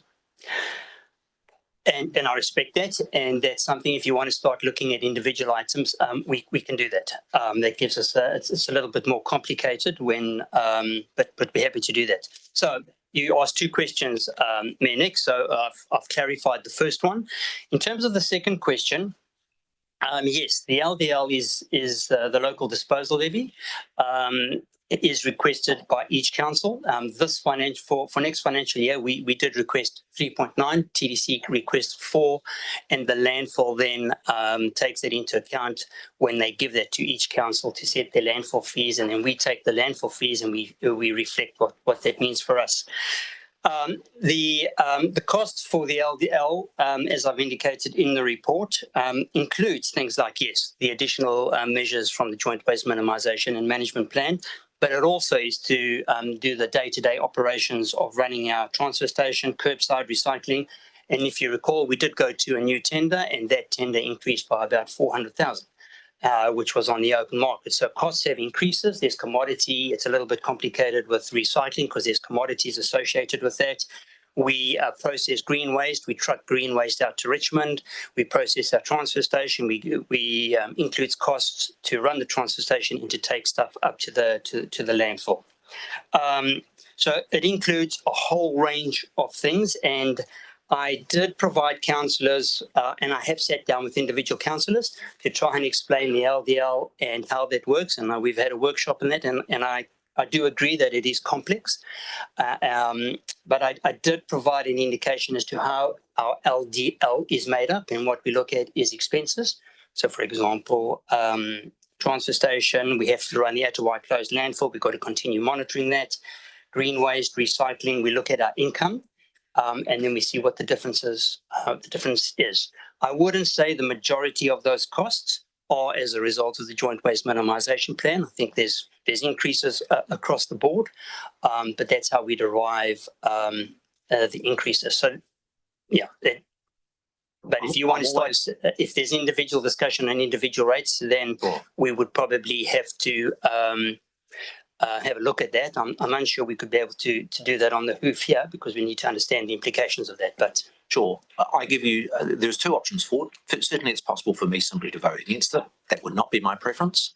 The other option would be I would vote for it if the charge per cubic metre, which is currently 107, if you change and you're proposing to put it up to 136, which is a 27% increase, if you took it from 107 to 120, that would still be a 12% increase. I would be persuaded in the good spirit of progress to accept it. The alternative would be for me to go with the motion on the table, and that is for you to go away and do some more work and come back at the meeting of June with some additional information. And look, I'm just expressing my view. I don't know where other councillors are. I'm just being free and open with you as to where my level of discomfort is from the submissions. And so happy to try and find a way, but let's hear a question from Councillor Courtney. Thank you, Mayor Nick. I would prefer, through you, Mayor Nick, to our officers, would it not be helpful for officers and indeed the landfill committee to have another workshop on this and to explain to everyone again how the costs were, how they accumulated, and what the reasoning behind that movement in the charge, waste recovery centre charge, how it's built up. Perhaps another workshop, because I'm not going to support this as it is. So that's going to be contentious, and I don't want it to be. I would like us to go back and satisfy me and Nick that what we have done with the figures we have was the correct approach. And the main culprit, of course, and you highlighted it in the LDL, the land disposal levy, is that it was a huge increase, and it was delivered to us from Tasman and Nelson councils. And then we had to work with that. We had to find an average there and work from it. And that was a primary reason for some of the increase. Would you like to say something in respect to that? So, so through the chair, I'm always happy to sit down and have a workshop with our councillors and explain this, because it is a complex issue. I've done this many times, but I'm happy to do it again. I think the issue with us is timing. I think, and I am sympathetic. Yeah, and for us to put this on hold and to have another workshop delays this extensively and adds another layer of work. That said, I am happy to do that, but I think ideally we'd like this to proceed in some form. I can say that just for the benefit of the elected members, that this isn't a landfill issue. The landfill has their own matters to address, which is addressed by the joint landfill committee, and they also have pressures from central government. So, for example, the waste disposal levy. It's the waste disposal levy that I'm talking about there, not the local disposal levy. Yes. Just to draw the distinction, has increased by central government. They also have their programs of works. They have a new contractor up there, in the same way that we are basing our fees on the operations and the circular motion of solid waste. So are they. But they have to react to the local disposal levy that we get, that we ask them, and they give us both. So happy to do the workshop, but I think what we're faced with here is a decision that we do need, because we need to set fees from the 1st of July. We could have a look at, and my gut feel tells me, going from if there's one item. That Nick, you've suggested 107 to 120. I would like to say that I don't think that's going to make much of a difference, but I would need to work that through, and this is where we get caught out, especially if it's a closed account, and any decisions we make here we've based on this staying in an open account, and any reduction of income would potentially sit outside that. But I'm not too sure how much time we would need to do that. I'm just giving you the complications. I'm very much guided by you, Alec, and that is, let's hear a few other opinions around whether people are uncomfortable. I've got a question from Aaron. Do you want to see whether somebody could give us some advice? As if you took that number down from 136 to 120, still a 12% increase, what would be the impact of that? And that be give some consideration while we deal with some other questions. Aaron.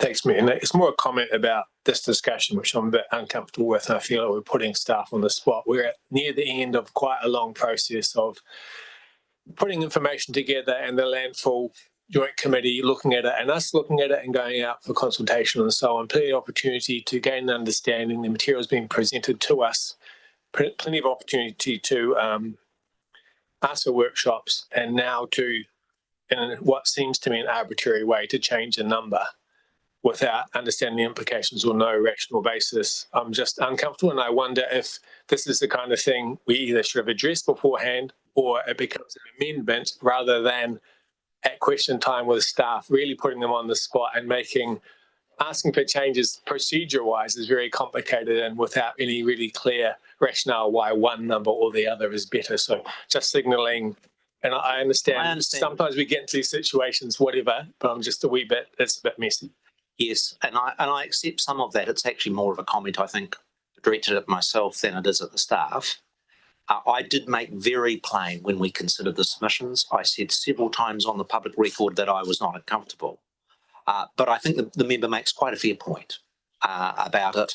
I was expecting to get the council papers as your deal last Friday. I did not expect to have the Chief Executive briefing me last Friday over the issue regarding Councillor Austin. I would have spent more than 2 to 3 days in the period since on that issue, and that has resulted that I should have raised this earlier, and so I do apologise for that.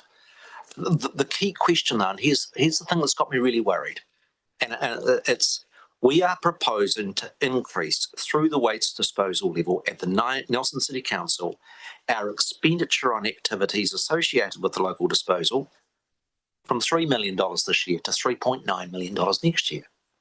That's $900,000 of extra spending in this area.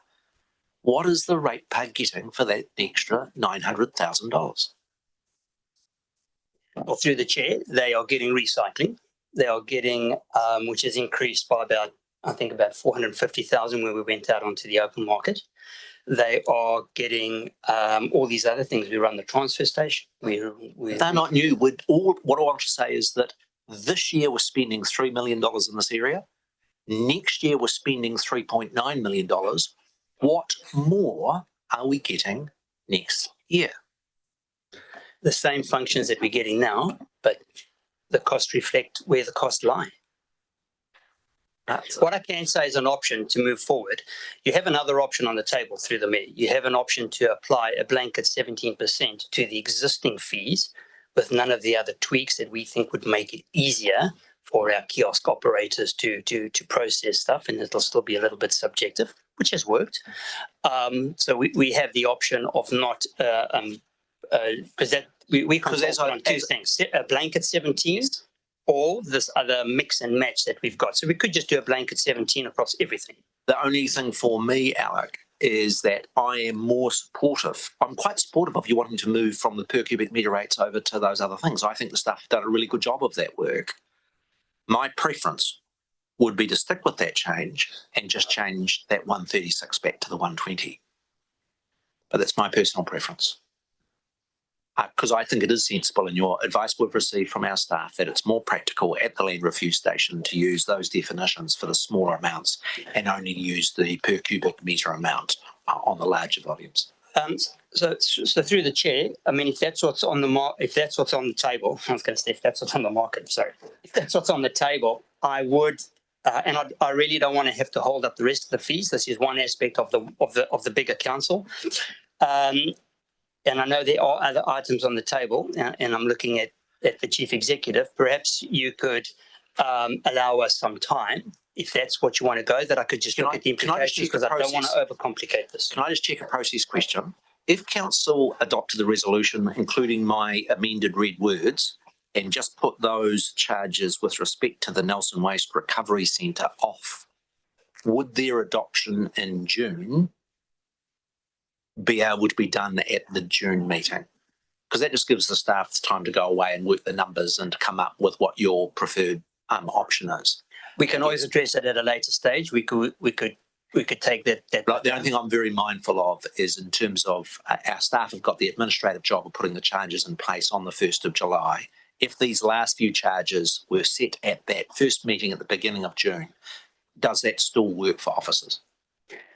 We would, we still have to give some notice to people that things are changing. So the idea is that we do it now. We give people 2 months advanced warning that they can go out. Through the chair, Alec, if we gave you an hour or so, could you do the basic calculations and come back to us with some advice? In other words, that's what I'm suggesting. On that particular item, I'd be able to tell you whether it's 120 or something slightly higher to make sure that it's cost neutral. With the indulgence of the committee, I think the chief executive's approach is the best way forward. So what I'd like to do is just let this item sit on the table for us to work to the rest of the agenda, come back with some further advice on that specific point, and that might give us the opportunity to get the issue resolved today. Councillor comfortable with me? Councillor Campbell? Just a note then, I've got some questions on other items on the fees and charges, if we can just make sure we get through those when we come back in and out. Yeah, here's just practically, I just want to be practical here. If we ring fence off the waste level charges, Are you happy to take questions now on all the other parts of the paper, or is it easier for you to go away and concentrate on the question? Through the Chair as Chief Executive, what I'd like to propose is that actually we've got a lot of people waiting for another item. Could we park this and then come back to this discussion in an hour or so's time? Give you plenty of time to do that. We can answer all the other questions on fees and charges rather than being bitty and a bit messy. Yeah, I think that's a good idea. So what I'm going to do is I'm going to defer item 7.2 to be the last item on the open agenda. Yep. So, people comfortable with that? That is the way that we shall proceed.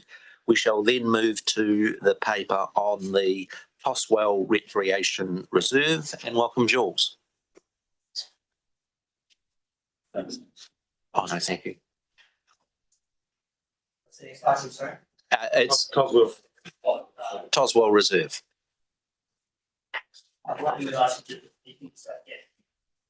Leave it there, Alex. The next item will be short. She's discombobulated. Where's Jules? Have we got? That's a little bit untidy. Nikki?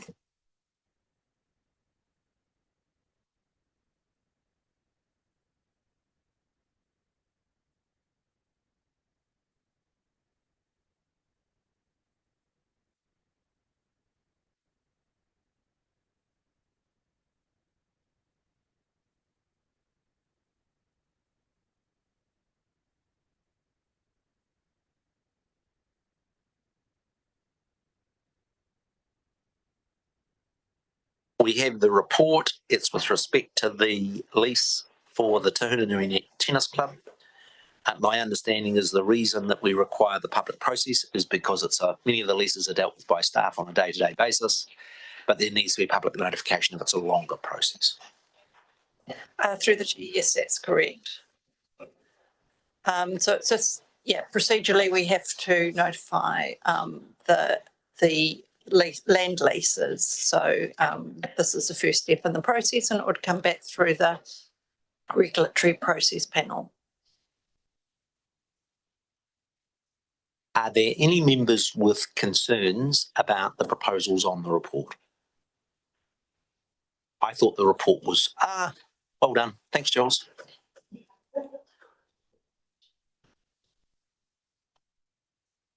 We skipped an item. Sorry. Welcome. Would you like to speak to the report? I think there's quite a high level of comfort around the council table, but if you'd just like to give some brief introductory comments and an opportunity for members to ask you any questions. Will do. Kia ora koutou. I just wanted to point out actually two corrections at point 21 and 27A should read regulatory process panel rather than hearings panel. Can you choose the microphone closer? I'm not hearing a word. Sorry, is that better? Yes. Yes, so 21 and 27A should read regulatory process panel rather than hearings panel. Paragraph 21? Yep, and 21A. 27A, sorry. Right. So just a brief summary of the report. We've got two ground leases at Toswell Reserve. It's the Bowling Club and the Te Huna Tennis Club. Both the clubs have been well established at the reserve for over 100 years, and they've contributed a significant amount of money towards the development and the upkeep of the area. The buildings are privately owned. Both clubs have got a really strong membership, and they allow their facilities to be used by other members of the community. So the land is classed recreation reserve, and therefore we have to follow the statutory requirements of the Reserves Act to allow for the leases to proceed. And the public notification is the first stage in that process. So if you have any questions, happy to answer them. Any questions from colleagues? My understanding is the reason for it having to be publicly notified when there are other leases that are not, is it because of the length or the type of reserve, Jules? It's because it is classified as recreation reserve, and at this stage there's no current reserve management plan in place for the reserve. If there was and that allowed for the activities, then we wouldn't need to publicly notify. And the only thing is I've had quite a lot of correspondence from the Te Hurunui Tennis Club about putting lights on the site. Are we contributing financially anyway, and what are the implications with the lease of putting lights onto the Te Hurunui Tennis Club site? Through the mayor, so no, we are not contributing. That's being fully funded by the tennis club, and the upkeep, maintenance, and repair of those have been dealt to in the new draft lease. Thank you. Any further questions from colleagues? That's the case. I shall move the resolutions number 1 to 7. Is there a seconder? I was going to seek the Tahuna Nui liaison councillor. Rollo was happy to second.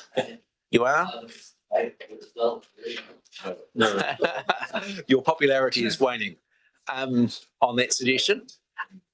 All those in favour of resolutions 1 to 7 with respect to the Toswell Reserve, please say aye.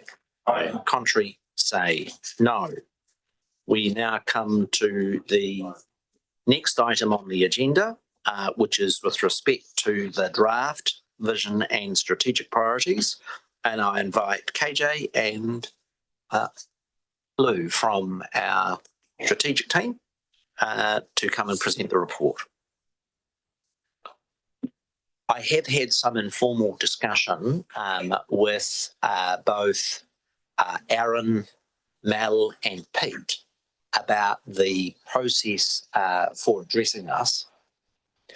Partly time, but also I think a courteous process. And my suggested approach would be that we have our questions of our officers.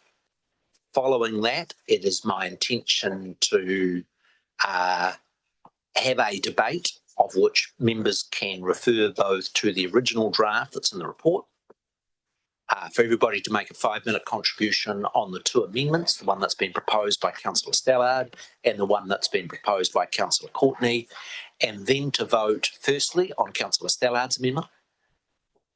If it is successful, then to take the substantive motion. If it is unsuccessful, to then put Councillor Courtney's amendment and then the substantive motion. The reason I believe is that is the most practical way to facilitate debate. The alternative would be to have potentially 3 long debates on what are essentially the same subject material, but we'll get our presentation from our officers first. KJ. Tēnā koutou. I'll provide a brief introduction this morning and then we're very happy to take questions.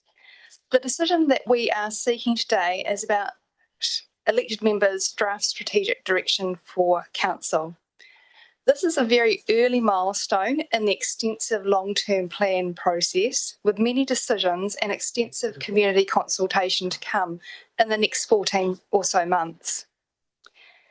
Setting the groundwork for the strategic direction for the upcoming long-term plan began last year following the election, and a robust process was followed over the last 4 months across 3 workshops with elected members where collective views were sought on the draft strategic priorities. The vision and strategic priorities presented today are the culmination of the elected member discussions, and their draft approval is sought now to provide clear guidance to staff at this stage of the long-term plan process. Over to you, Mayor. Thank you. Can I also thank colleagues for the work that has gone on behind the scenes in putting their ideas forward. Inevitably, there will be some debate through these. We were all provided our written comments, and I think KJ and your team did a good job of synthesising those many views into the document we have before us. So I'm now open for questions to KJ, and as I've said, the way that I will manage the process is to enable a debate when we've finished questions of officials. I don't know whether the Chief Executive want to make any comment. It is a substantive piece of work, but very relaxed. No, well, let's see where the questions go, and I may make comment at the end, but no intention at the moment. Thank you. Right. Questions for KJ? Mel. Councillor Courtney. Thank you, Mayor Nick and KJ. It wasn't an oversight by officers, was it? Not to include, put up for consideration, a environment section in the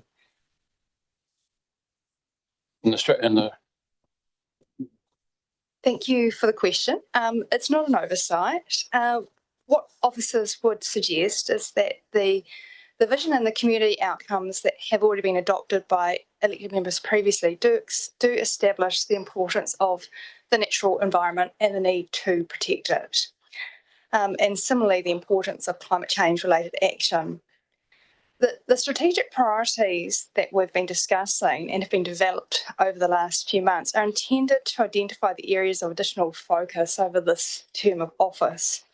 I would draw your attention to the community outcomes that are on page 87 and would draw your attention to the specific references to the environment. So community outcome number 1, which relates primarily to infrastructure. Our infrastructure is efficient, resilient, cost-effective and meets the needs of current and future communities. The third one, our natural environment is healthy and protected and our urban and rural environments are people-friendly, well-planned and sustainably managed. Yes. What about the fact that it doesn't need to have a reference to our, what do you say, our environment strategy in the priorities? Are you talking about the climate change strategy? Climate change strategy, yeah. Councillor Courtney, if we're to look at the strategic priorities that have been developed alongside councillors, they don't go into the detail of specific granular strategies. Council, as an organisation, has many strategies that have been approved and supported and are resourced by the council, and they're part of our business of implementing and getting on with them. In terms of the strategic priorities, if you're looking through them from a best practice point of view, we wouldn't expect to see the detail of specific strategies mentioned within them. That wouldn't be a good set of strategic priorities. Thank you. Councillor Anderson. Thank you, through the Mayor. Just looking at our community outcomes and the inclusion of the climate, I mean, it's a very small part of our community outcomes. So it's telling me it's something that we're doing anyway. And I don't think its addition in strategic priorities would be redundant because we're doubling up. I'd imagine its inclusion in our strategic priorities would mean we're giving more attention and emphasis to climate, because I also see there are other things in, value for money. I mean, that's something that's implied in something we should be doing anyway. I'm wondering what is the difference between having the environment mentioned in our community outcomes and having it moved up a level into strategic priorities? If it's the wish of councillors, it can be moved up and included within the strategic priorities. We're certainly open to the suggestion that there is an alternative suggested, so we're open to that feedback. The way the strategic priorities are framed at the moment reflects the feedback that we've had from councillors through this process. Can I ask, is there any example you know of any other local authority that in its vision and strategic priorities specifically lists one particular strategy? Now, I've had a really good look over in the last couple of days. I can't find any that use that format in their long-term plan. So are you aware of any council with its strategic priorities that just specifically pulls out one strategy? Nick, I can't say that personally. I've looked over every single council and every single set of strategic vision and priorities in recent days. But you will recall, as part of the preparation framework material that we circulated prior to previous workshops earlier this year, we did include best practice examples of a range of organisations, including many councils, around their strategic priorities and visions. So in terms of, was there one specific strategy that was pulled out? To the best of my recollection, Nick, I can't think of one. I can ask my team to go back and have another look if you'd like. In your draft of the preferred strategic priorities, under number 1, you refer to infrastructure, but you do not refer to the infrastructure strategy of the council. Why have we not referred to the infrastructure strategy, the financial strategy? We've not referred, I know the council has very important water management strategies that we've recently had approved by the Department of Internal Affairs. Why in the staff recommendations was it in the format of the vision and strategy priorities not to include reference to any particular strategy? The strategies that you're referring to, Mayor Nick, have already been approved and endorsed by the council and are already part of our work program and the business that we do as a council organisation. With respect to, should it be included within the detail of a strategic priority, that would not be best practice for a set of strategic priorities for any organisation. So you wouldn't expect to see that level of detail from a strategy practitioner point of view. If the council adopts and refers quite specifically in its 10-year long-term plan to the 2025 climate change strategy, and then subsequently it decides to have a 2027 climate change strategy, how does it make sense for the long-term plan to be tied to a strategy that's been updated? Remember, this is the vision and value statement for a long-term plan that's going to cover 10 years. It seems to me that if we adopted quite specifically the 2025 climate change strategy, you're locking that in for 10 years, even if you might have a different climate change strategy, and it just feels very odd. That's correct, Mayor, and that will be part of the reason why, from a best practice point of view, things like the specifics around particular strategies wouldn't typically be included in a strategic priority.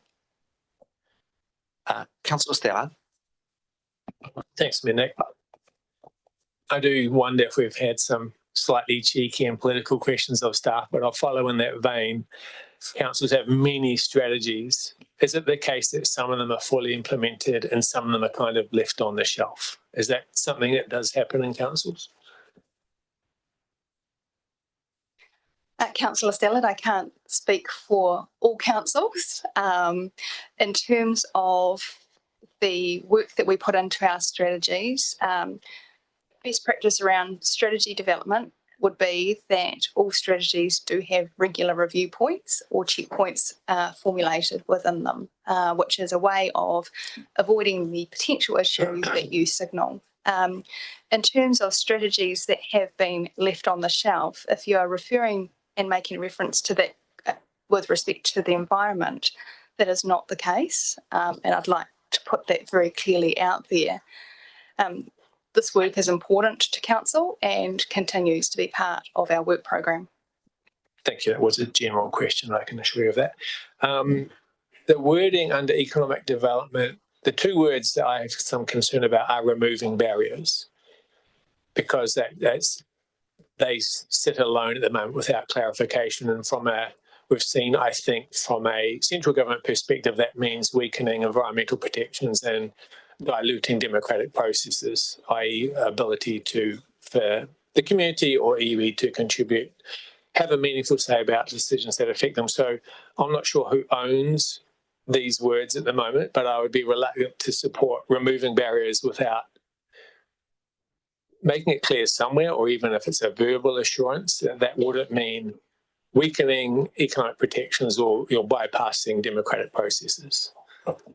Through the chair, if I could respond to Councillor Stellard, I think the key point to remember here is that council is bound by really important legislation to protect the environment, and with respect to the removal of barriers, council has to follow the legislation and the legislative settings that have been set, and that is our obligation as a good organisation.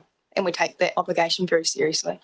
Thank you, but there must be some decisions that lie outside of legislation that are discretionary to the council about our attitudes and our values and our internal policies about environmental protection, and they could be compromised or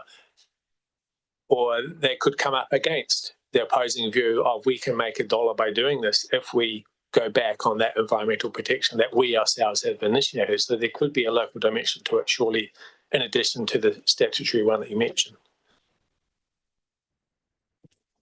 I'd suggest, Councillor Stallard, that the environmental legislation that is currently in play and is under development at the moment has been designed and developed by central government to ensure that all of the things that need protecting in the environment are given the adequate levels of protection. And at a local level, it's our responsibility to make sure that council responds and delivers on those obligations. Thank you. And finally, a question that might be more for the Mayor to answer. Just around process, to get to this point, the process has been, quite rightly, you canvass elected members, tell me what your priorities are for this term. And we sent through emails with our priorities. And then we sort of counted mentions of different priorities. And that's basically what we're seeing today. They are strategic priorities. I just do wonder if you've had thoughts about whether we have a more strategic process in terms of background information, analysis, implications, and so on. So I just imagine, like, if we talked about, say, citizens' assemblies, if they're making decisions, they are briefed on the problem and given expert information and input so they can make informed decisions. I know we have access to information, but I just wonder if you think there might be a different way, a different process whereby it's a bit more quantitative, there's evidence provided and feedback and implications sort of modelled or looked at prior to, on Monday afternoon, the public seeing the draft strategic priorities. Really good questions and really happy to have the discussion. I am quite concerned when I read some of the social media content that there has been harsh criticism of our council staff in the documents being put forward, which I don't think is fair. This is a little bit unusual, but I am into transparency and openness. I think what the staff did is they circulated the note to every one of us and said, what are your personal strategic priorities? They've then synthesised these into these documents, and I think they have done that with total professionalism and supporting us as an elected council. I'm going to address your question as well, but I think in the interest of transparency, I want workshops to be confidential, but those documents should be released under the Official Information Act as they could be. That enables them to be fair. And there is a second point I want to flow from that, and that is why the discussion we're having about whether we include an environmental strategic priority is absolutely appropriate. Because when our staff synthesised the staff, the number one that came through consistently on their 13 elected members was the city revitalisation. 2 came in as community connection, 3 came in as economic development, and 4 came in on the value for money. It is true that in that analysis staff provided, quite a long way behind, about 7%, mentioned the issue of the environment.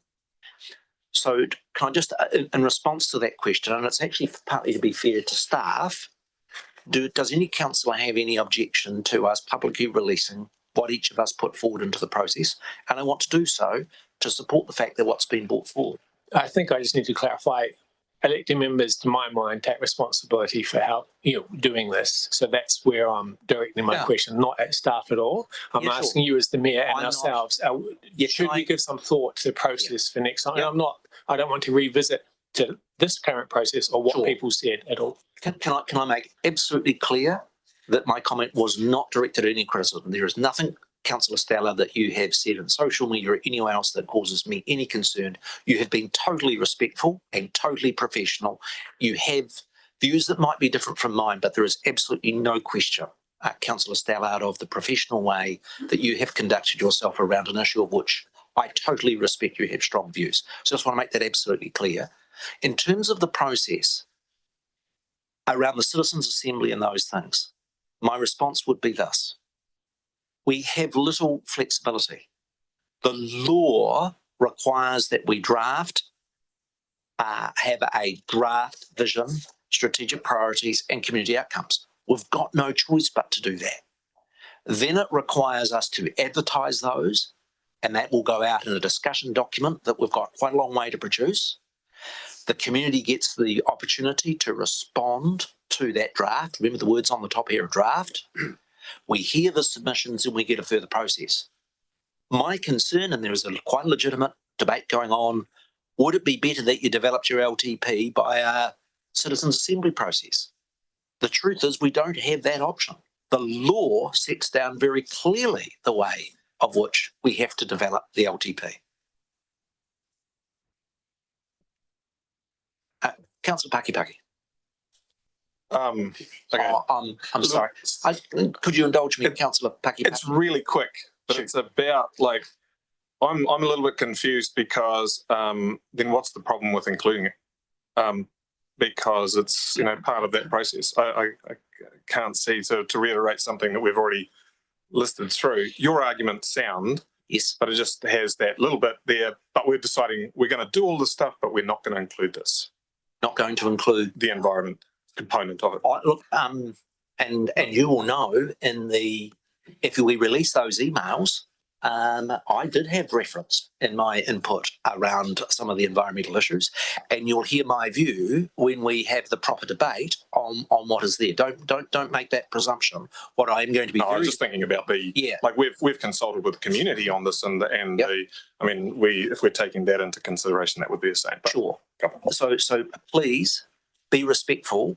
Not saying you're not. I'm saying the staff that have produced this document have done so as per the process, diligently and professionally, but we're quite entitled to amend it if we wish. And please note this: what's in this document is not my words. They are the words that staff have synthesised, and I'm more than happy to have publicly released what my words were, because they're not what's here. Sorry?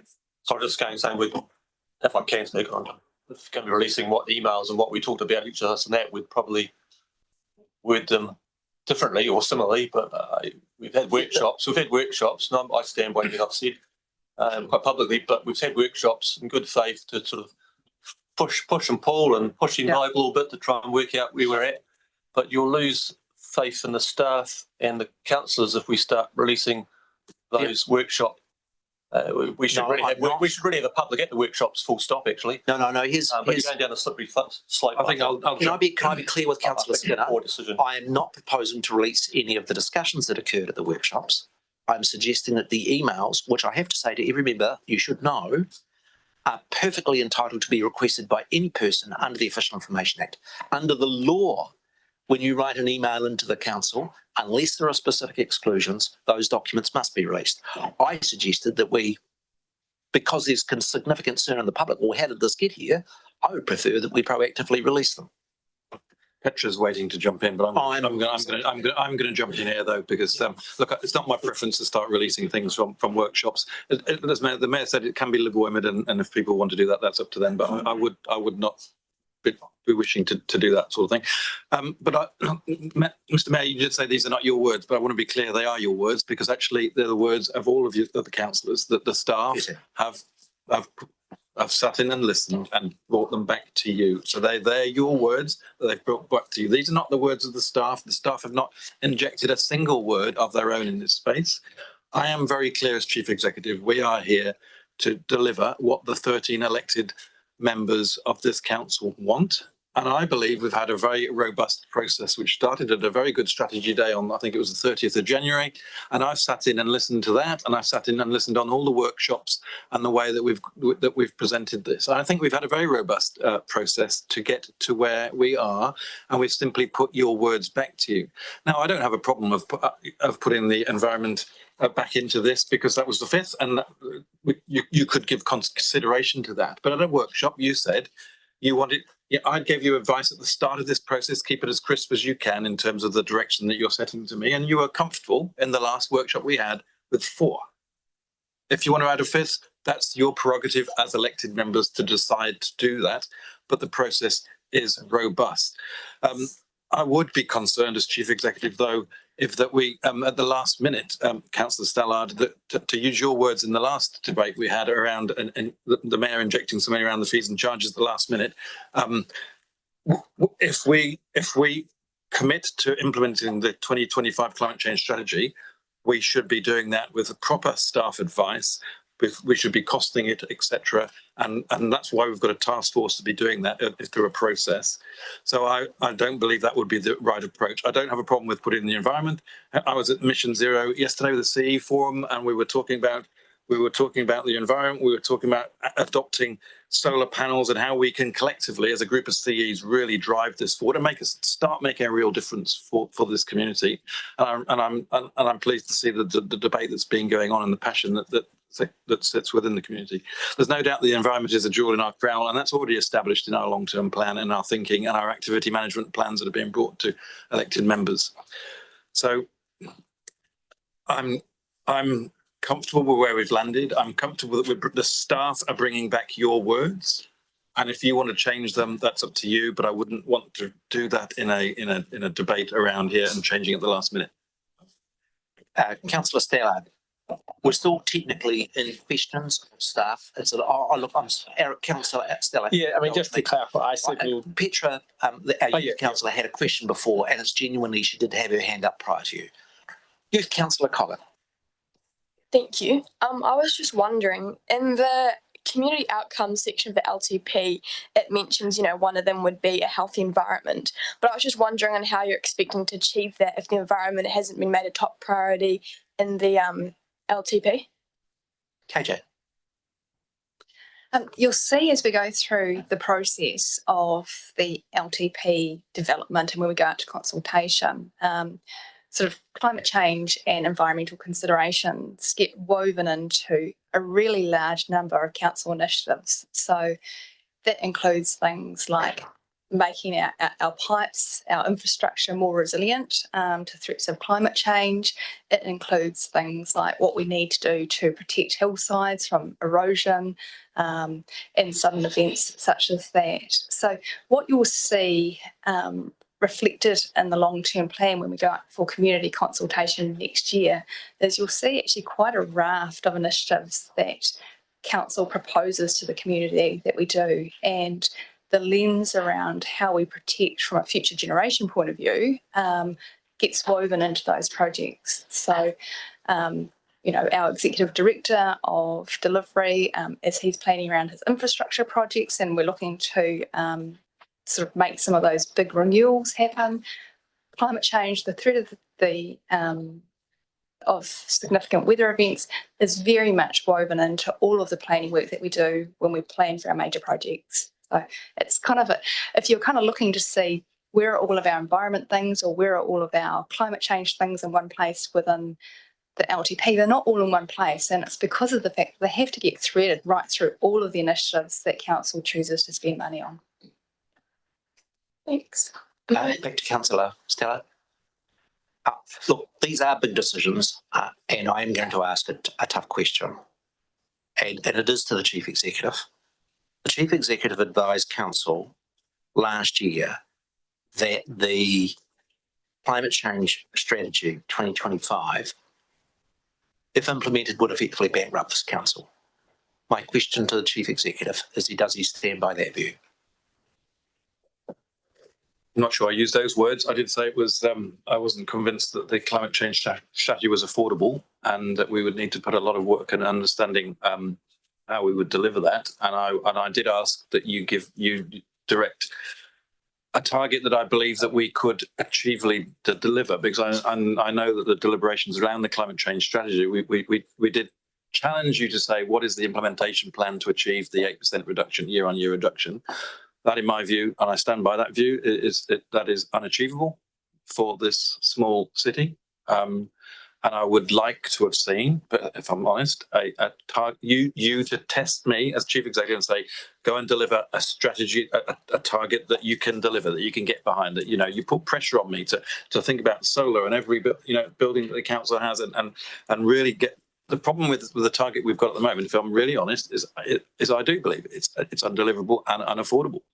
And I think we probably made a mistake by being so aspirational, because because when you have the target that's believed to be undeliverable, you can't do as much. But if a target is more realistic, then you can hold me to account to deliver that. Because I will challenge you to say, can you hold me to account that you deliver the 8% year on year? I don't think you can, because I don't believe that you think I can deliver it. My question is to KJ.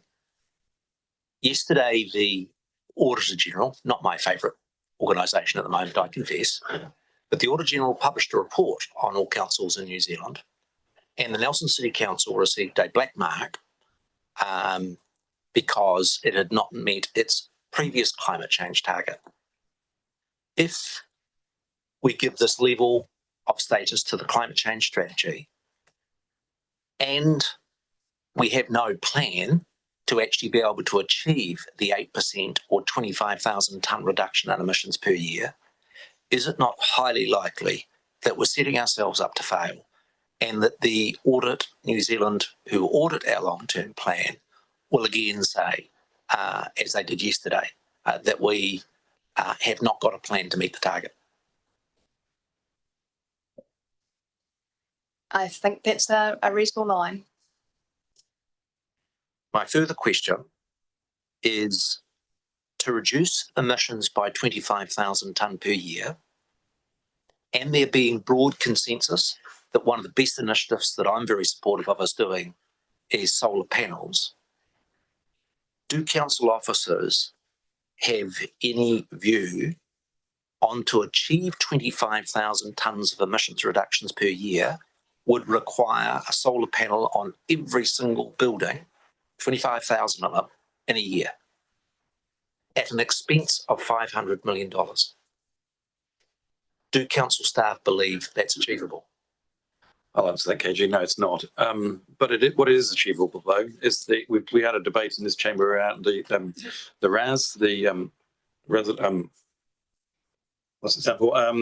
Ratepayers Assistance Scheme, which I think is going to be a significant game changer for the public in terms of getting those solar panels onto roofs. I think we should do everything we possibly can to do that. I recently took a decision, which some will support, some will not, in terms of the way we use our grant for climate change grants. And I said I want to see some really pragmatic moves forward, so we start to change the dial. And I've come up with, and I've allocated the money to an organisation that said they could match the money that we as a council, the ratepayers, are paying for to put solar panels on their roof. I would like to see some practical examples, and I'd like you as elected members to test me, to push us to deliver some real change. That's my only plea, is that we do this and we can't have a proper plan, and we have a strategy that is affordable for a small city and a small council, and that we can really get on with it and deliver it. And if I'm tasked to do that, we will do that. I want to be really clear. Myself and my whole of my 400 staff take climate change very seriously, and we have many discussions around this, and it is a significant problem, and it is a clear and present danger that we need to think about. I am in no doubt about that whatsoever. The environment is the jewel in our crown of this region, and we've got some great staff that are doing some great work in that space, and that is not going to change. What you're seeing here today in front of you is the words of our elected members that have said, what is important to you right now? Where do you want to see us to put some more effort? And I think we've already got the effort in the climate and the environment space, and they're just saying we want some more effort in these spaces. And my staff, and I really don't want this to be put on the staff, because this is about the words of elected members. They have, and you've put it forward, I've heard your debate, and you've basically signed off on it, and I was comfortable with the process. And I think that's the right place to be. And I just want to make that really clear. Our next question is going to be Councillor Hodgson, the Deputy Mayor Rainey, and then Councillor Skinner. Thank you, Mayor Nick. My reflection before I ask the question is that I think to a certain extent elected members have been caught out by the process by which we achieved the potential strategic priorities through our strategy day. I think we have been caught out. I mean, I think, I can't speak on behalf of anybody, but I think there would have been a presumption that, climate resilience and fostering a healthy environment was a given in the back of our minds. I'm sure absolutely everybody would have thought that. However, when given consideration to strategic priorities for this term, there were those other points that you brought up, and they kind of, everybody got fizzy about city revitalisation. With in the back of their mind, the thought that, we've always had a strong position on climate change or climate issues, given the track record of council. Well, that's come back to bite us a bit.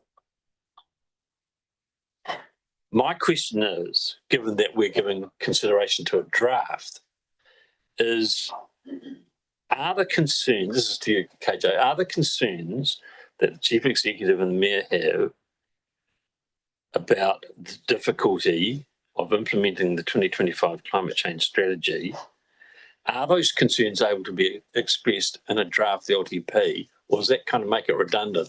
Because an LTP has to be able to be successful, I presume. Do you understand what I'm saying? So, given that it's a draft and that we are going to then call for submissions from the public on this point, are we able to put out a draft that says, well, we've got a problem here, Houston, it's not going to add up?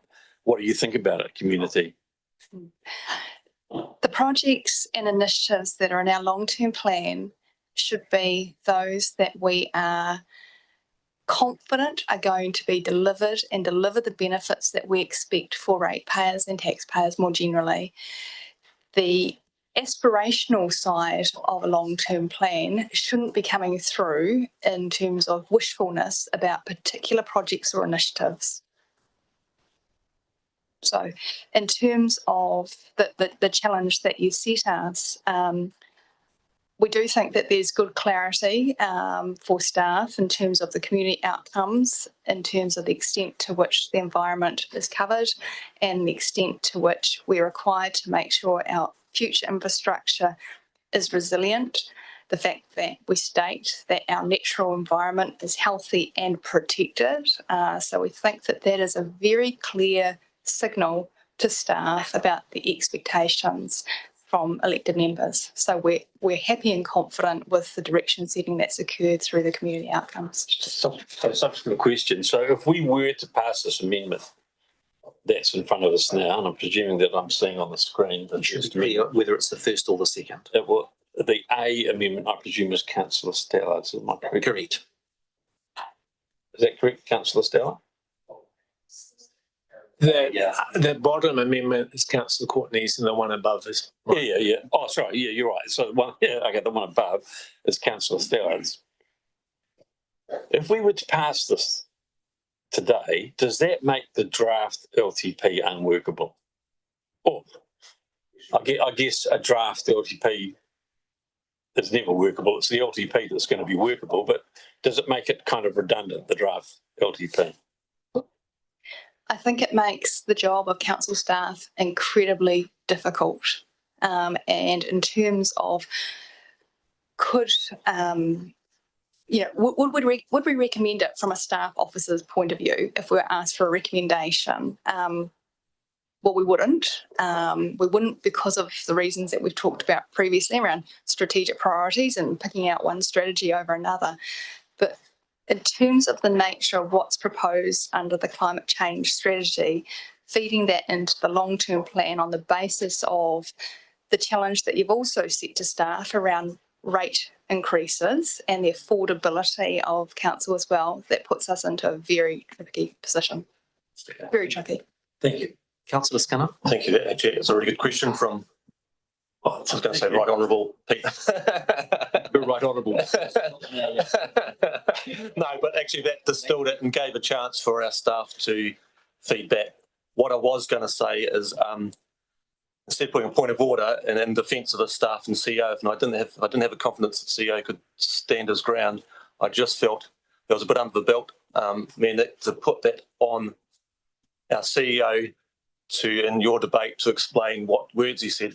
We have workshops where our staff speak frankly and should be allowed to speak frankly and show A, B and C, the good, bad and ugly. And those workshops are good, frank times for us. So my concern there, process, I'm it's getting a bit divisive, and I don't mind a bit of heat at the table, but to keep that confidence and trust, I felt it was fairly unfair to bring the CEO into it because to justify his statements, because what I and others may disagree, what we have got on the recommendation is very reflective of our councillors at the intensive discussions on a topic, and everybody got a chance to put their part. And if it was open to the public, which it should be, those workshops, it was, if I got it right, it was 12-1 to pretty much what we got on the staff recommendation. And by all means, councillors can bring up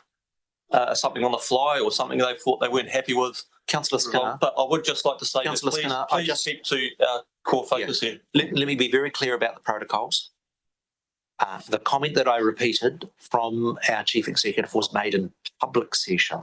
Public are aware of that. I don't think we should be using the CEO to battle. I just want to be for clarity so that we're all operating on the conventions that we use. I do agree with Councillor Skinner, and that is comments that are made in workshops should be respected. Quite often, myself included, will be a devil's advocate in those informality of workshops. And so it is, in my view, as chair, quite appropriate to refer to others' comments that are made in public. I do think where they are in private meetings, people need to be cautious. Chief Executive. Just think it's a bit unfair on us. Yeah, look, I had a chance to reply. I would prefer that you don't quote me, Mayor Nick, but look, he's right. It was in public. It was in the public. I did make those comments as we debated the climate change strategy, and I was clear that I would have preferred for you to set me a target that I believe that we could genuinely deliver and be proud of. So I made those. But so to be fair, don't like you putting me on the spot, Mr. Mayor, but it was in public. Councillor Paki. Good, Mr. Mayor. Just like if we could potentially just clean up this process that we're engaged in at the moment.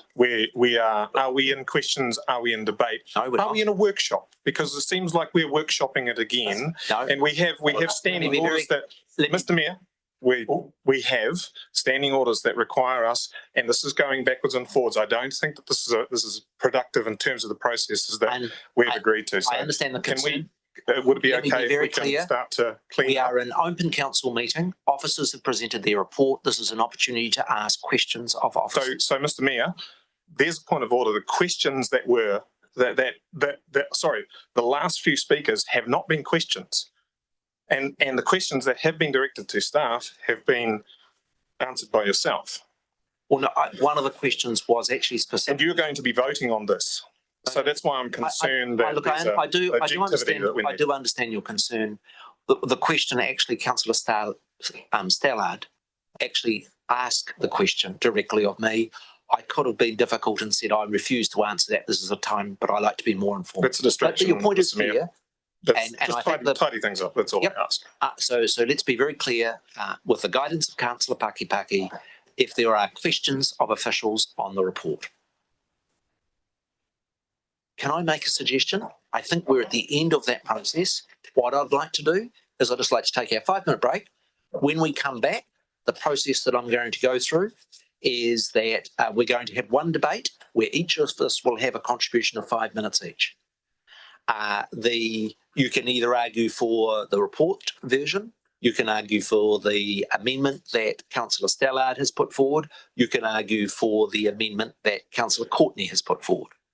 At the end of that debate, it is my intention to firstly put Councillor Stallard's amendment to the vote. The reason I'm doing in that order is out of courtesy. Councillor Stallard put his amendment circulated to councillors first.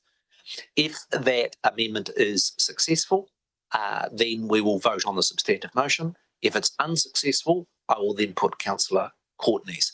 If anybody's got any concern about me managing in that process, could you please raise it with me over the next 3 or 4 minute break? I understand Councillor Codger had a question. Yes, I did. Thank you. And this is aimed to anyone who thinks they could answer it adequately. But I was just wondering about the reasoning behind the value for money priority in the LTP. Because I think it's very important and I think it is essential. But personally, I see it's more of an expectation of a council and a given to have value for money rather than like a top priority. KJ? do you wish to answer our youth councillor's question? Look, happy to answer. And look, it's a great question. When we're thinking about how we go about the business of council, the things that we have to do to support our citizens, value for money has to be woven into our way of thinking, our way of delivering for everything.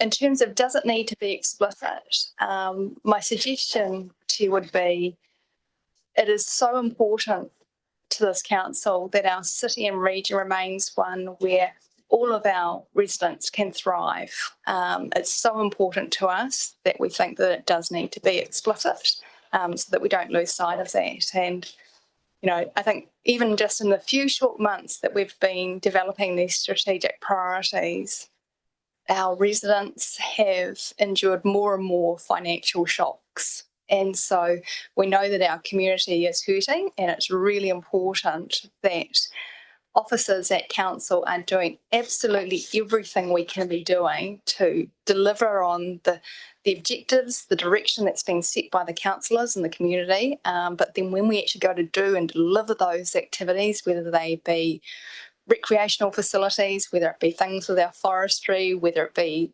collecting refuse or the like, that we are demonstrating that that is being done in a way that is as efficient and effective as possible. So we just can't lose sight of it.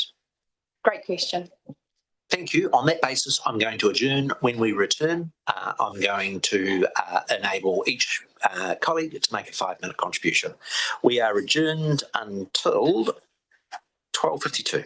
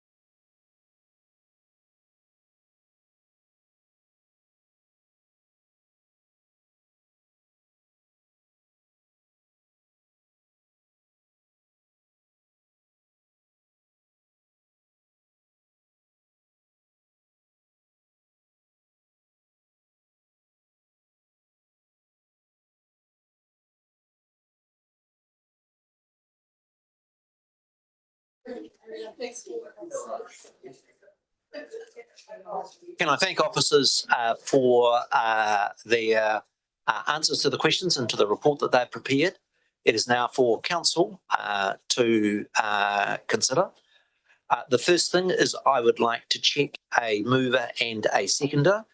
Councillor Stallard is to move the amendment as per the screen, and Councillor Anderson is to second it. With respect to Councillor Courtney, is there a councillor that Councillor Campbell Rollo is happy to second? The format that I'm going to do with the debate is to allow Councillor Stallard to move his amendment. I'm then going to allow to speak to his amendment.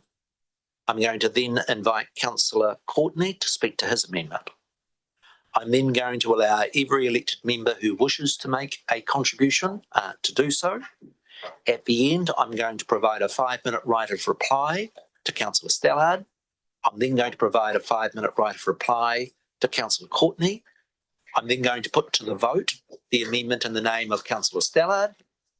If it is successful, then we'll move straight on to the substantive motion. If it is unsuccessful, I will then put Councillor Courtney's amendment. Do any members have questions about the process? Perfect. I now call on Councillor Stallard to move his amendment. Thank you, Mayor Nick. These strategic priorities are very important because they do provide critical guidance to the CE and staff about resourcing, that's budget and staffing, and decision making in the context of a long-term plan, and also the ongoing restructuring of the organisation. So we shouldn't underestimate the importance of the decision before us. From tomorrow, this decision will have real-world consequences for the organisation, also for the environment that is our home, and our efforts to prevent and adapt to a changing climate. So the question is, do we really want to give guidance to CE and staff to say the environment is no longer a strategic priority and be downgraded? Now, I'd like to thank the many hundreds of people in the community who have made their voices heard this week in support of retaining the environment and climate as strategic priorities, and also the people who turned up this morning and in the public gallery today. From these people, we've heard many good reasons why we should retain these priorities. And it's unfortunate, I think, for the community that we get at this point on the verge of quite a radical change, i.e. dropping those priorities without any meaningful reasons being given or any analysis or evidence. There are many good reasons why we should keep the environment and climate as strategic priorities. First, as a unitary council, we do have regional council responsibilities around the environment, human health, air and water quality, biodiversity, climate adaptation, mitigation. And the draft priorities in the report really don't speak to those responsibilities at all. I believe that's the gap that should be filled. Second, in December of 23, this council signed a partnership agreement, the Kia Kotahi Teituihu, with 8 iwi and neighbouring councils. And following from that, last year, all those 11 parties agreed on 5 strategic priorities, one of which, to quote, enhanced protection and restoration of Te Taio, the environment, with more investment and improved systems and processes. So that commitment is very clear that it's about stepping up the game in protection of the environment, and yet the draft recommendations before us, the draft strategic priorities, represent a big step backwards. So I do wonder how we can commit to Ngā iwi Awaru and our council partners to enhance protection and restoration and so on one occasion, and then today do the opposite. Third, the annual resident survey that council commissions, which is the best gauge we do have of the mood of the community, it's a scientific survey, consistently shows that looking after the environment is the most important activity of council. This is the view of the community. In addition, that work stream has the largest gap between the importance assigned to it and the degree of satisfaction. So that gap shows we've got a lot of work there to do so that the community is satisfied that the outcomes we're getting match their aspirations. So all this tells us the community's prioritisation of a healthy environment is rock solid. So if we were to drop the environment and climate as strategic priorities, we would be out of step with community priorities and expectations. I should speak a little about financial aspects of this. If we look at the evidence, a lot of people have been trying to answer the question, what are the economic costs of taking no action, medium action, a lot of action in terms of environmental predictions and climate mitigation adaptation? And the answer is very clear. Of all the possible paths ahead of us, the most costly is the path of inadequate or no action. And you can hope you can see intuitively that that's true as we destabilize the environment and go into this period of rapid environmental change that's going to have incalculable costs, and it's many, many more times less costly to take action to address the climate environmental challenges before us. Today is about leadership and acknowledging the importance of trusted stewardship of this amazing part of the world that we call home. It is clear the Nelson community values, celebrates, and prioritizes the environment. And as elected representatives and community leaders, we should listen to our community. We should listen to the scientific community for the evidential basis. We can listen to risk analysts, the insurance sector, and many others. And we should also prioritise the environment, and we can do that today. Thank you. Thank you, Councillor Stallard. I now call on Councillor Courtney. Thank you, Mayor Nick. My amendment adds an explicit environmental priority and adjusts the recommendation up there accordingly. I won't read it out to you. But my amendment is adding a clear, or giving a clear signal that we want a fifth item, environment, included in the strategic priorities. Supporting the measures that will reduce climate change emissions and encourage waste minimisation.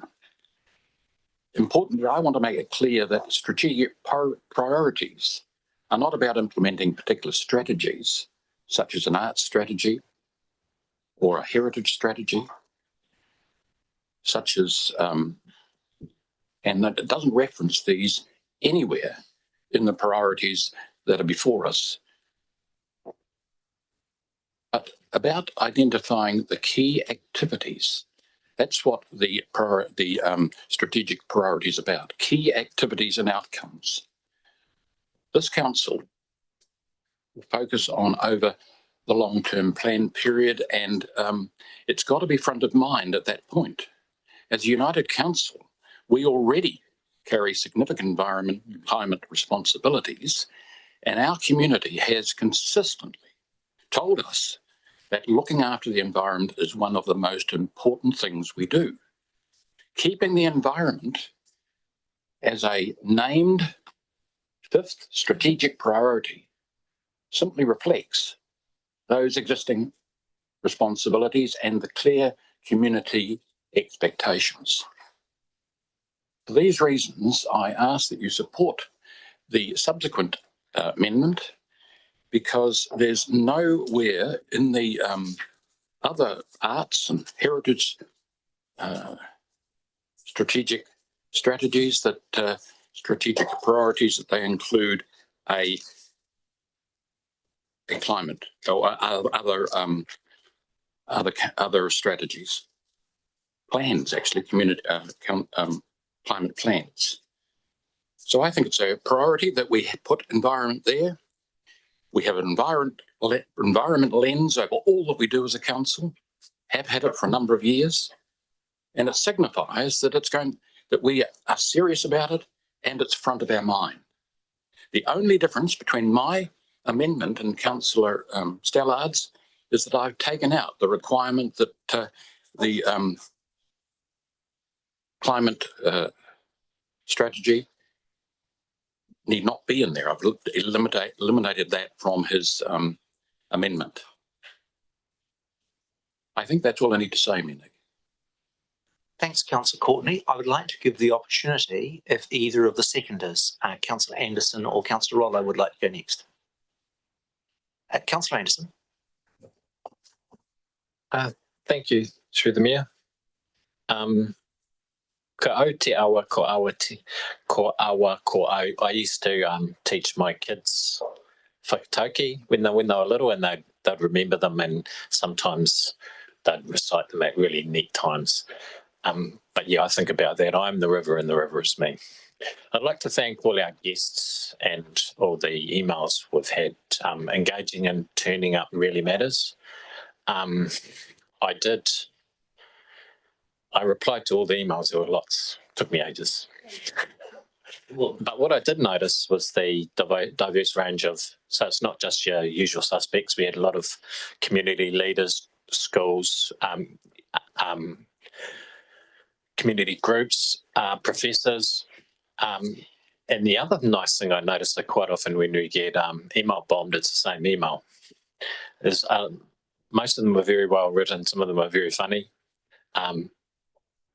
polite. But yeah, and they were all pointing in the same direction. So thank you very much. Through this whole process, I was always uncomfortable with the exclusion of our climate responsibilities from strategic priorities. Its absence worries me, and it's loud. It's briefly mentioned halfway down community outcomes, and I accept it's a lens that must be applied throughout all our departments. I'd argue that the strategic priority of value for money is also a lens that must be applied throughout council. But I look at the bullet points and I can accept they're relevant and important because we're in a cost of living crisis. We're also in a climate crisis. It's scary and hard out there at the moment, and we've got a lot of what I hope are temporary challenges. My grandkids won't know about or even care about the Iran conflict in 2026. They will be aware of climate change, wondering why their granddad's generation let it happen. My concern is that its absence is an indication it's not a priority, not a crisis or an emergency. It was just too hard. We have a climate team. Will they be relevant, or should they be rationalised or restructured? I have other words for this, but I'd say that it'd really bother me if the climate team was diminished. There are so many opportunities to encourage and facilitate cost-saving measures in a cost of living crisis through transport mode shift, reducing energy consumption, waste minimisation. I recently got a hybrid vehicle, 100% finance. The money I save on petrol is more than the money I pay on my to the finance company. It's never been a better time for climate action. It's an opportunity we can't waste. Nelsonians are awesome and we can lead the country, and I want us to lead. Our climate work needs to be dedicated, intentional and focused. It needs to be explicit, not woven. I won't be supporting strategic priorities that exclude our climate responsibilities. Thanks. Councillor Anderson. Councillor Rowland. Thanks, Mayor Nick. And like Councillor Anderson said, thank you to the community for emailing us and certainly expressing their views, and long may that be the start of how this long-term plan that we set out, not just for our council, but the wider community, is respected. And unlike Councillor Anderson, I sadly haven't been able to respond to all of the emails, but I have certainly reflected and dwelled on them. And so to the community, thank you. And I'd also like to take the time to thank, in this email, he describes himself as Mel C, but Councillor Courtney, for what he has provided there as an amendment, because I think what we do as a council is have the environment at the forefront of everything we do. And it's not simply just having it on one strategy, but in fact what we want to see as our region grows over the next 10 years. And I think upon reflection, we were all so excited to get into yet another long-term plan, finding those potential cuts, finding those potential savings, and also looking for the new things that we can do, that we all simply forgot to use the word environment. And I'll be completely honest with the community, I don't think it was in any ill intent. I think it was the fact that we're trying to create a council that serves this community the best. And what we're trying to do here now is go back and reflect on our own wrongdoing and bring it back. And it's certainly not the intention over the next 10 years to forget the environment or climate change. It's act on it and act on it smartly. And the amendment proposed here by Councillor Courtney Malsey, as I'm now going to call him, is promote a healthy environment, and that's what this amendment does, and it's certainly what our long-term plan is going to do. So I'll be supporting option 1B. Thank you. Thank you. I'll make my contribution. Firstly, can I acknowledge Councillor Stallard and his advocacy for the environment? I think he does it with real purpose. And also, I want to acknowledge Councillor Courtney, who I think has worked hard to try and find, yes, taking on board the concern about the lack of environment, but in a way that I think is far more workable. The step that we're taking today is actually really important. We're taking the very first step on the journey for the long-term plan. I want to really urge Council not to proceed with putting a strategy into a document where it does not belong. And I want councillors to reflect on their governance responsibilities to ensure that we're putting this process on the right way forward.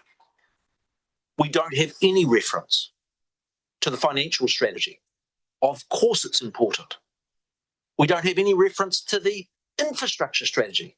And I say to our Chief Executive, one of the most important things that this council does is deliver infrastructure for this community. It is really odd to just refer to one of the strategies. It actually doesn't fit when you are setting your draft vision and strategic priorities. This is the council saying, what sort of areas do we want to develop strategies, not preempting what they might be. And why does it create a problem? It's actually really illogical to say, well, we are for the next 10 years going to be locked to the 2025 strategy. So in 2027 or 2031 or 5, the Chief Executive is going to be legally required to a document that may well have been superseded. Remember, we're writing a 10-year plan. The further point I would make, and I am worried, that we are going to create a financial mess at the start of the LTP process that will be unresolvable. The climate change strategy is a non-legal document. It's not subject to any audit. Nobody checks to make sure that it's logically consistent.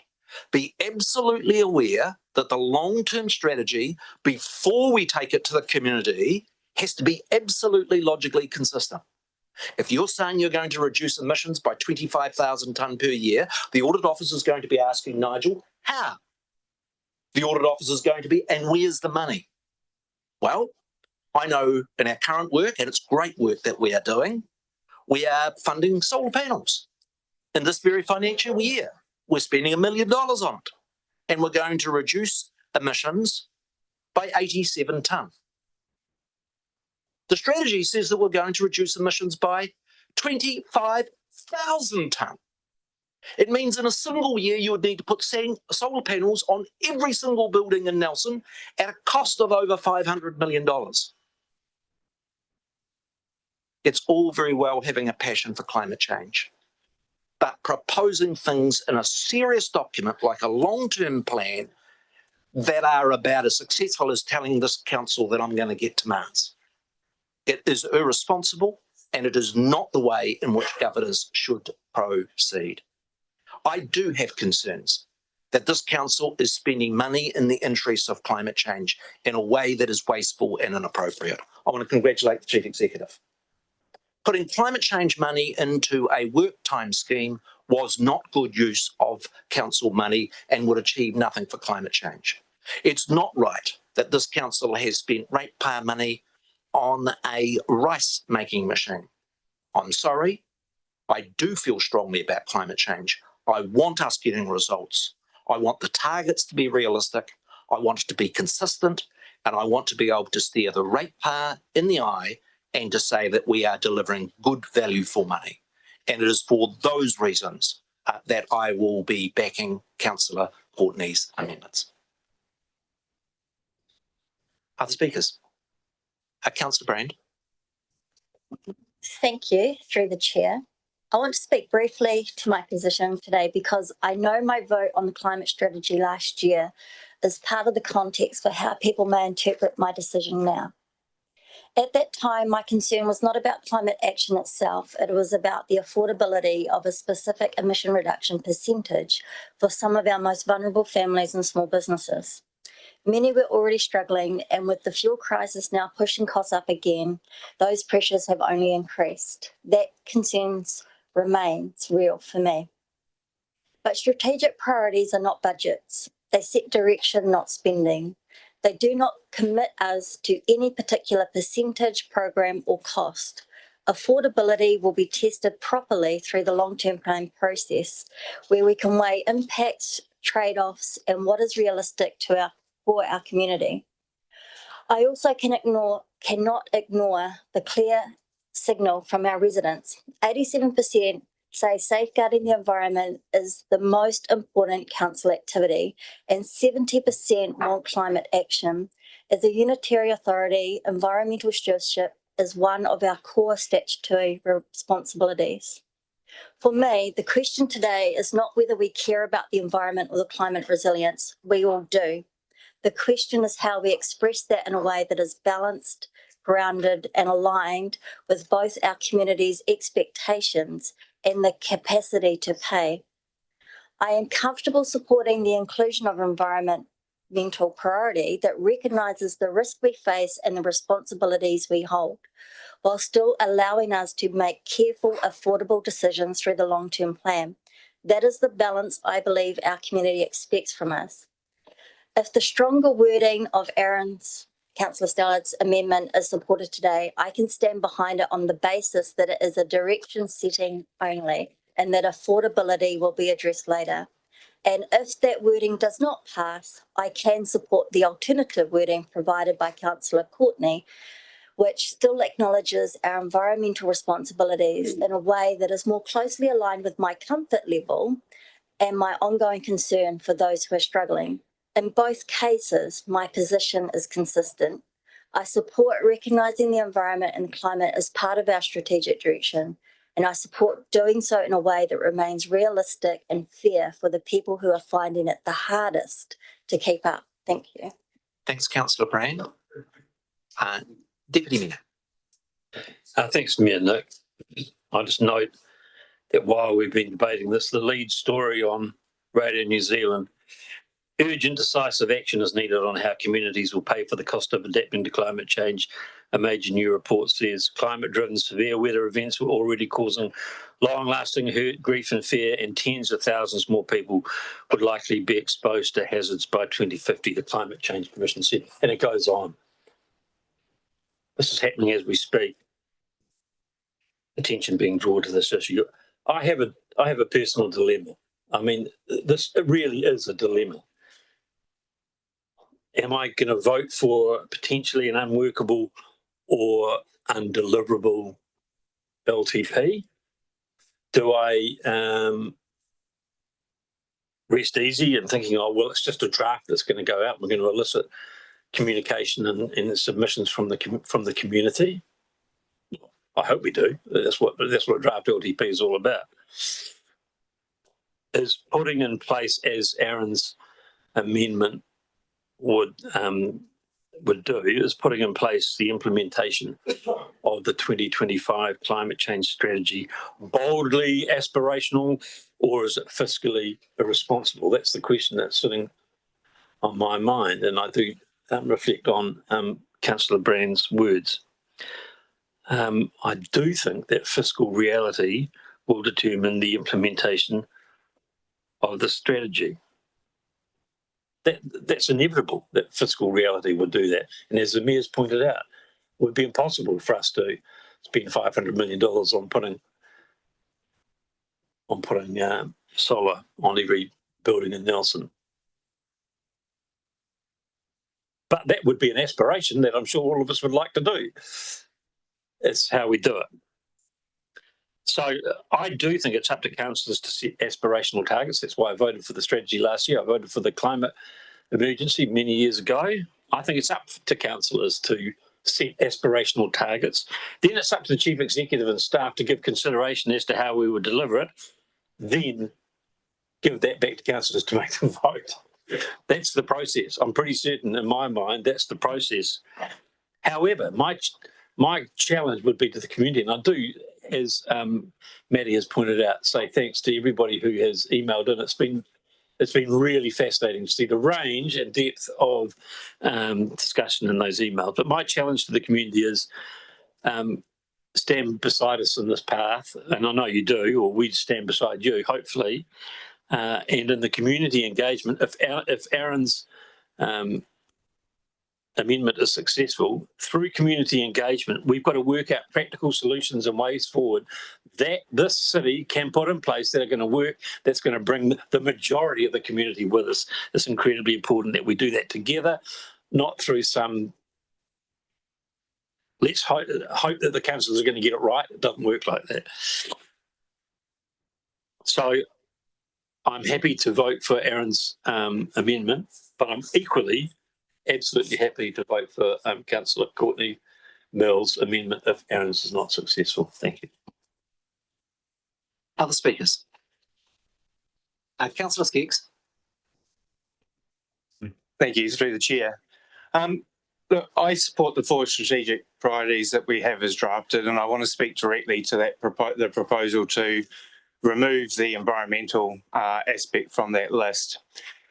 Today, I expect to hear taking the environment out as a step backwards, but I want to assure you that it isn't. It's actually a step forward, and here's why. Council put the environment in our strategic priorities to drive change, and it drove change. Our previous councillors and our staff need to be commended for the huge amount of hard work that they have done. Council's operational emissions are down 89% since 2017. We declared a climate emergency in 2019, adopted the Whakatū Nelson climate change strategy, and set community emission targets last July. We have 17 electric buses on the road, patronage has doubled. The Nelson is the highest cycling to work share in the country.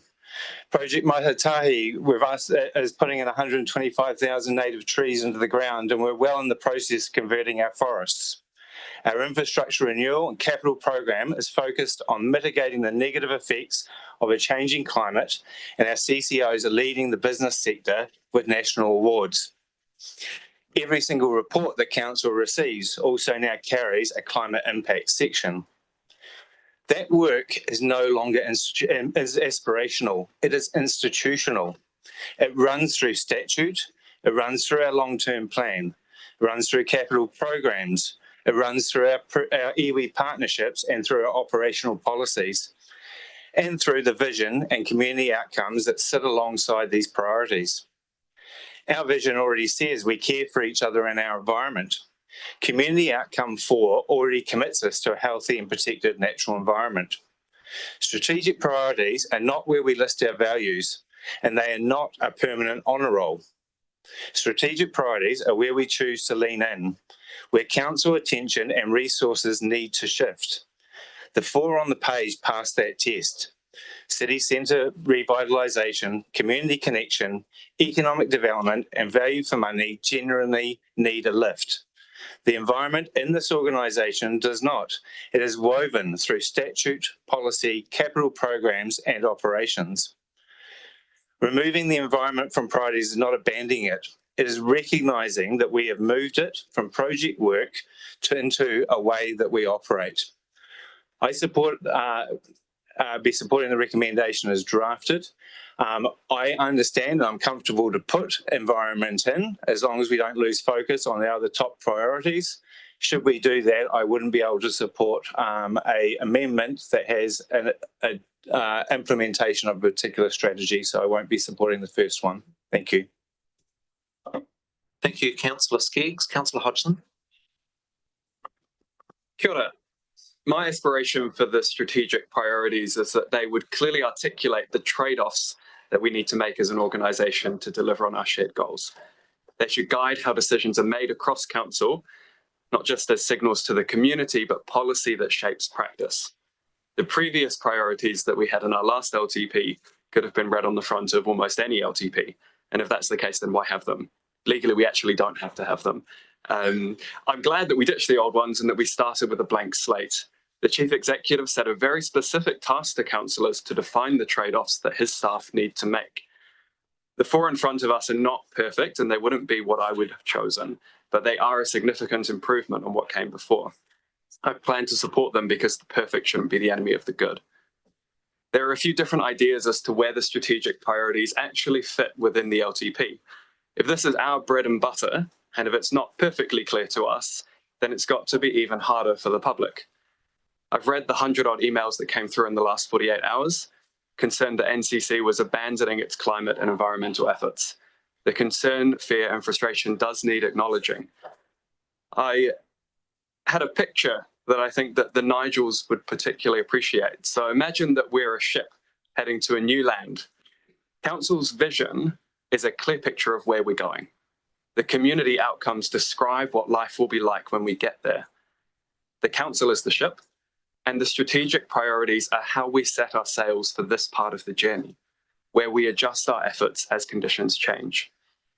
Now, if we take a step back and look at Nelson 50 years ago, we were pumping raw sewage into the ocean, we were developing our clearfell pine forests, and we were dumping hazardous waste right along the shoreline. Now, projects that come to mind just from the last couple of days of discussions that we've had, we're investing around $100 million for the sewer line out to the treatment ponds. We're transitioning away from clearfell forestry and restoring biodiversity. And we're investing millions in waste minimization each year, and not just venting, not just flaring, but using our landfill gas to improve resilience and reduce reliance on fossil fuels. That is real, tangible progress that we should recognize. There is so much more to do. And as we all know, the climate, the economy, and community well-being are all one issue. Each depends on the others, and our decisions need to reflect that. The challenge with the amendments is that strategic priorities should each provide a distinct lens to guide decision-making when we face competing demands. They should not just be a list of the things that we care about the most. If they were, right at the top, you'd be making sure, as an example, that our drinking water doesn't make people sick. We don't need to say that. One of the better examples is the value for money priority, because it provides a new lens over every council decision, influencing how we prioritize investment and reinforcing the importance of resilience and life cycle thinking into our decisions. It gives our staff license to adjust how they deliver on our plans and strategies to make each dollar go as far as possible, instead of just following each budget line to a T. For example, just now we've expanded our bus services given the fuel crisis. Timing matters, and we have to give our staff license to raise those issues. Councillor Stallard's amendment largely restates implementation of an existing strategy and our existing obligations rather than changing how we prioritise or make decisions. Councillor Courtney's amendment is more well worded, and it is a nice signal to the community, but I don't think it informs our staff approach in any particular way. I am willing to support Councillor Courtney's amendment with the hope that we might make further refinements in due course. Right now, we have to make sure that our ship is seaworthy so that we can continue to build on all the progress and navigate the very challenging seas ahead. Thank you. Thank you. It is 12:30. We've got quite a number of contributions, including rights of reply, and it is a serious issue. I'm going to adjourn council from lunch from 12:30 to 1, and I'm looking forward to it because in recognition of the Miyazu Sisti City 50th that was signed exactly 50 years ago, we're having our first lunch of sushi. Council's adjourned to 1 p.m.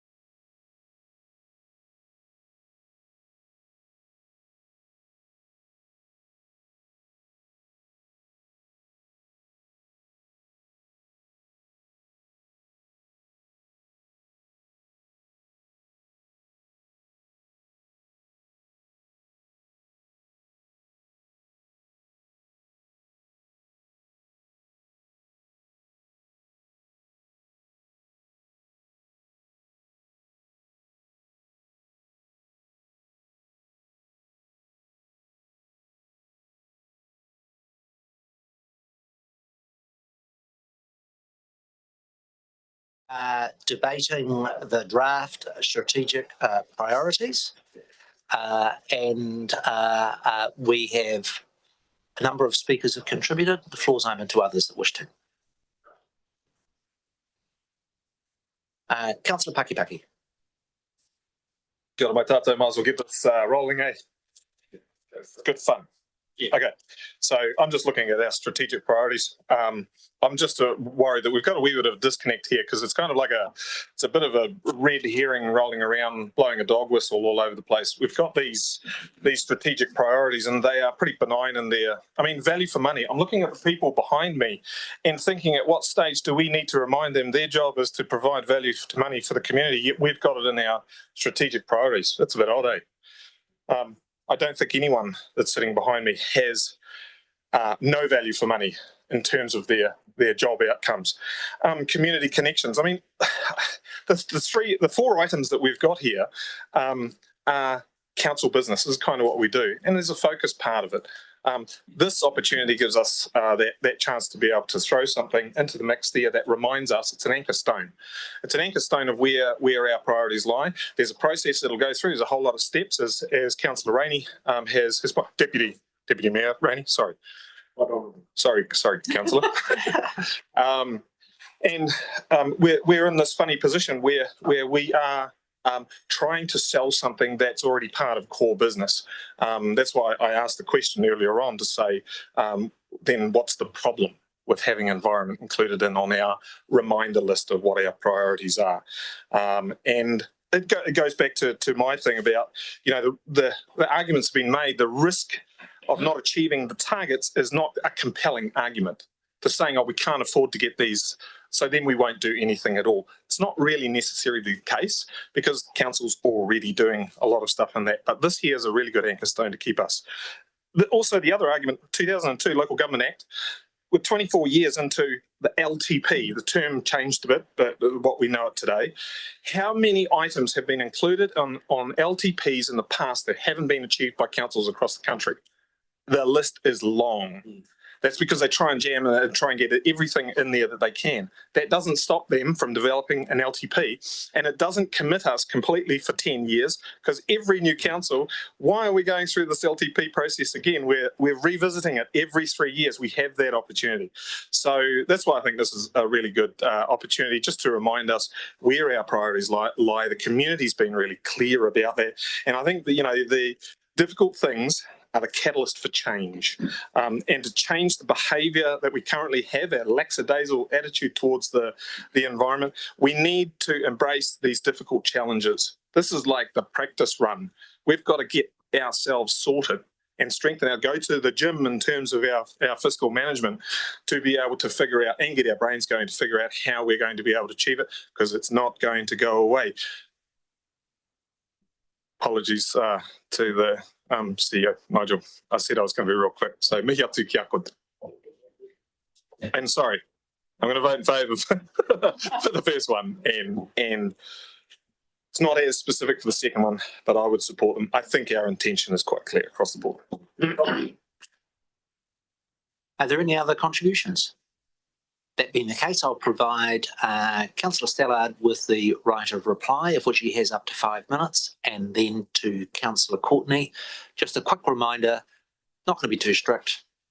You're not meant to introduce new material on the right of reply, but broadly comment about the discussion that has occurred. Councillor Stallard. Thanks, Nick. And thanks everyone for your contributions. The first thing I say that the fears around unachievable targets and bankrupting the council through the cost of implementing the climate change strategy are unfounded. If we look at the target first, this is not something we pulled out of thin air. It was the existing target of this government under its commitments under the Paris Agreement. So that's why we went with that target. We are aligning. The more that companies, local government, central government, and others align in their targets and their strategies and their work, the greater chance we have of success.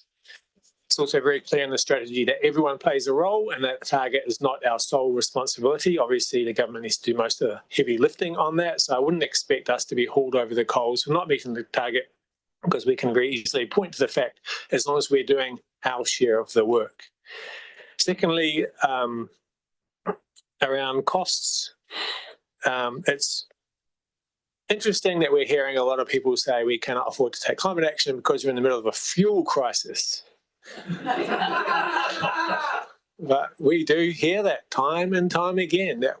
And as we heard from Jill this morning, one of our speakers, there are very inexpensive ways, reversible trials that we can do to actually provide people, for example, with safe and affordable transport choices that give people the opportunity to reduce their fuel bills and so on. So there are many ways that we can take meaningful action in a way that's cost efficient for this council. One thing's for sure, our current path is fiscally irresponsible. I mean, that for me is the starting point that can be demonstrated very easily. To my mind, it carries unacceptable risks as a member of a governance board around energy, vulnerability, and the outcomes of rapid environmental change. And that's what we're ushering in, rapid environmental change. It's the one thing that's been at the core of every previous mass extinction event on the Earth. That's it. Rapid environmental change. The Earth cannot handle it, and that's what we're bringing about. Why did I specifically mention the climate change strategy in the strategic priority? I am seeing very worrying signs of a lack of political will, and nothing I'm talking about today is directed at staff, to implement the climate change strategy. If we want to meet our goals, if we want to protect our community, if we want current and future generations to have all the prospects of a good life, then we must take meaningful climate action that is proportionate to the scale and urgency of the problem. And to do that, we must implement the climate change strategy, or we won't get there. That's completely valid that other elected members have mentioned the great projects that we've already started, the things we are doing. Absolutely appropriate. There's a lot of good stuff we're doing. The big question to ask, is that response, as already said, proportionate to the scale and urgency of the problem? What problem are we trying to solve? If we're providing alternative transport solutions, we've done that, fine. But if our problem is to actually address the climate crisis, that might not be enough in itself, and we need to go further. Finally, we've had a lot of talk about community expectations today, and I'm glad we've explored that. We've already had good evidence through the resident survey, but we've seen a lot of people stand up and make their voice heard this week, and I think that's always a good thing. If we do care about that, and also the scientific evidence, which is very clear, and also if we want to be financially responsible, we need to have the environment and climate as strategic priorities. Thanks. Thank you, Councillor Stallard. Now ask Councillor Courtney to exercise his right of reply. Thank you, Mayor Nick. This is an important vote we're having, because if we don't think long and hard about it, we might end up with the status quo and back to the original position. So I just leave that with you, and I'm serious about it. I really am. You see, we have at the moment 4 strategic priorities, and my amendment is suggesting that we have a 5th, environment. Everyone wants that. This must have been an oversight. Must have been an oversight. Because it's so incredibly important to this council and to the wider community who we represent. So I can't understand why that happened. And I am promoting an amendment that does exactly that. Now, it's important that we get it clear that strategic priorities do not, and this is the only reason I can move another amendment, because I believe that Councillor Stallards, with his positivity and his professionalism, has just made a misstep there insofar as he's left in that last line that says implementing the 2025 climate change strategy. Now that's already in place. And I've taken that out and I've added a few more words to mine, like land and waterways and estuary. I could have gone on and on, quite frankly, but I didn't. But if you took out of Councillor Stallard's amendment, that last line, I wouldn't have been able to speak. And I think the amendment would have failed. And that's why I'm moving this. This is the primary reason why I'm moving it. Because I'll be very unhappy, and so will the community, if we don't have a fifth strategic priority. Very concerned indeed. Now, we don't have to worry about it not progressing. It's already in train. We have a climate lens over every piece of work we do in this building. We do. And we've had it for a number of years. And that's all good and proper. So I just want to go back to you and say that it's not about implementing the strategic priority is not about implementing particular strategies. And that's what's been left in there, such as an arts strategy or a heritage strategy. Not at all. That's not the place for it. So key activities come out of our strategies further down the line. So I just want to repeat again, please think, and I'm dead serious about this, please think long and hard about which way you vote today, because we could be back to the status quo. Thank you. Thank you, Councillor Courtney. I'm going to ask the Chief Executive to conduct a division. And just so everybody is clear, the division is firstly going to be on the First Amendment in the name of Councillor Stallard, seconded by Councillor Anderson. In the event that that amendment is passed, then Councillor Courtney's amendment lapses. And then I'll be seeking a mover and seconder for the substantive motion, including the other four priorities. Ask the Chief Executive to hold a division on Councillor Stallard's amendment. April, over to you, please. Councillor Anderson. Aye. Councillor Austin is an apology. Councillor Brand. Aye. Councillor Courtney. No. Councillor Hodgson. No. Councillor Kirby. Aye. Councillor Pakipaki. Aye. Councillor Rollo. No. Councillor Skaggs. No. Councillor Skinner is an apology. Councillor Stallard. Aye. Deputy Mayor Rainey.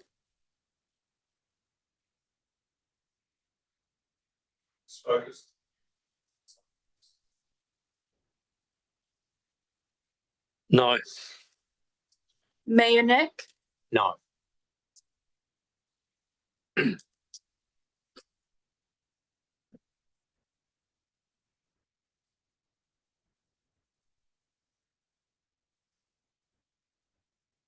The nays have it 6-5 with 2 apologies. We now come to Councillor Courtney's amendment. Is anybody wishing to have a division on Councillor Courtney? I think it's just as easy to do a division. So I'm going to ask a division on Councillor Courtney's amendment. Councillor Anderson. Aye. Councillor Austin is an apology. Councillor Brand. Aye. Councillor Courtney. Aye. Councillor Hodgson. Aye. Aye. Councillor Kirby. Aye. Councillor Pakipaki. Tautoko. Councillor Rollo. Aye. Councillor Skaggs. Aye. Councillor Skinner is an apology. Councillor Stallard. Aye. Deputy Mayor Rainey. Aye. And Mayor Nick. Aye. The ayes have it. I now I'm going to move from the chair the substantive motion as amended by Councillor Courtney. Is there a member prepared to second the amended resolution? Thank you, Councillor Courtney. The resolution is that we approve the draft vision and strategic priorities, including the amendment that has just been adopted unanimously. All those in favour, please say aye. Aye. To the contrary, say no. I declare that carried. The last item of business we have is reverting back to the issue of the fees and schedules of charges. And I'd ask our Deputy Chief Executive, who would ask the specific question and sort of response to.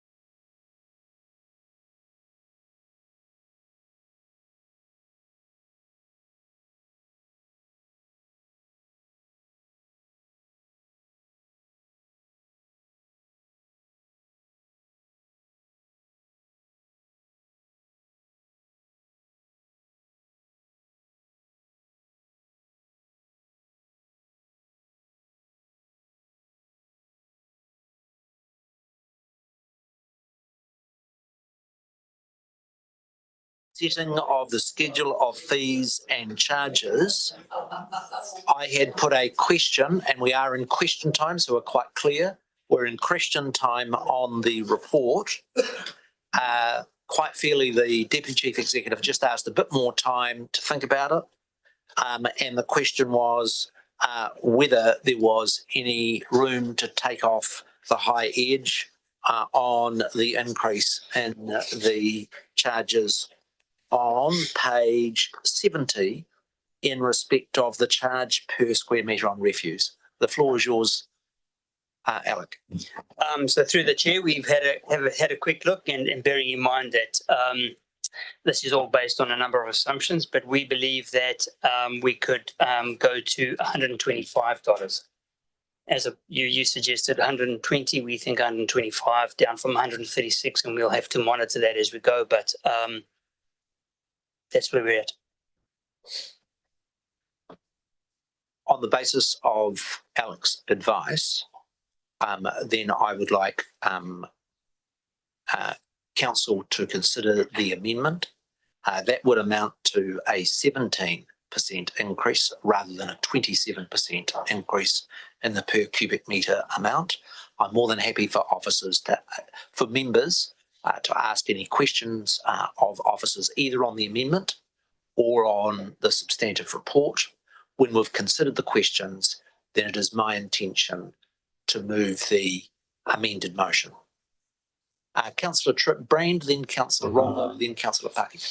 Thank you. So, thank you for going away and doing that work.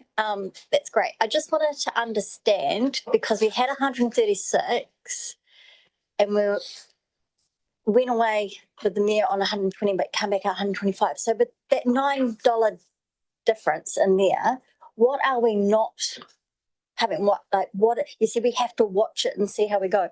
So what is it that may upset or send us over the edge because the $9 difference isn't getting covered? Well, there's nothing that we won't be doing, but what we will be doing is assessing how we go through the year in terms of the volumes that are coming in, because it's based on volumes. So we won't be doing anything less. We're still going to be doing everything that we said we're going to be doing in terms of recycling, running the transfer station, etc. But we'll have to assess what that means in terms of the volumes that are coming in. Okay. It's a volumes game. Oh, yeah. Oh, okay. So it's volume going. So we're still meeting the obligations that have come through the government to say you need to cover this and need to provide that. We're just going to try and keep it very streamlined depending on the volumes. Or that one item only. Yes. Thanks. I think the next question was with Councillor Rollo and then Councillor Paki. I'm sorry, if I got that order correct. Yep, mine's not on this matter, so I'm happy to wait if that's what. I think it would be more helpful if we have all the questions on the issue of the the waste recovery centre fees, and we'll deal with that, and then we'll have fees if there are questions in other subjects. It just flows the discussion a little bit better. Councillor Paki. Kia ora, Mr. Mayor. My question to officers, Alec in particular, is that has your team done any or has any data on the waste consumption or the waste output of any communities around the world where the trends of increasing costs have gone? Do we see a negative correlation between those data points? That's assuming that you've. So first question is, do you have any data from communities where waste disposal has just become unaffordable under current practices? From around the world? No, we have not undertaken that analysis, no. So just on a professional opinion, do you think that the higher costs that we talk about, incentives and disincentives, higher costs will change the behaviour of waste disposal from users? I think that accepting that these costs are necessary for the first point. I do think what we've proposed to council is our best view of the world in terms of our collective view in terms of what the prices should be. I think, if I may, is your question relating to if the prices are too high, will there be some negative behaviour around that? Is that? Yeah, I'm thinking. So I'm a ratepayer business owner on Pascoe Street, 200 metres away from the transfer station. When we first started talking about this, the first thing that entered my mind about the increase was, what do I need to do to manage my waste? That was what popped into my head, not how am I going to afford to continue disposing of the same volume of waste. As a business, I thought, where are my efficiencies? Without having that, financial disincentive there, I probably would have just continued on with the same behaviour.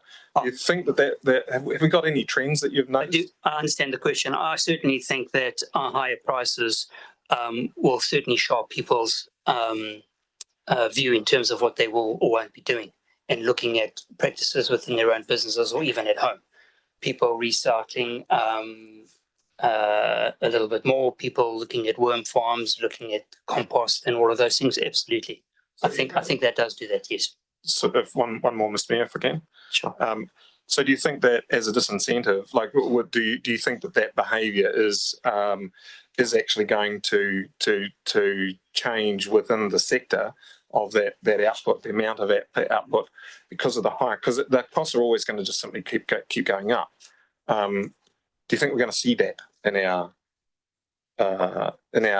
commercial sectors and also private as well? Yes.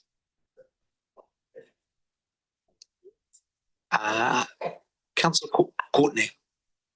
Give me next through to Officer Levertis.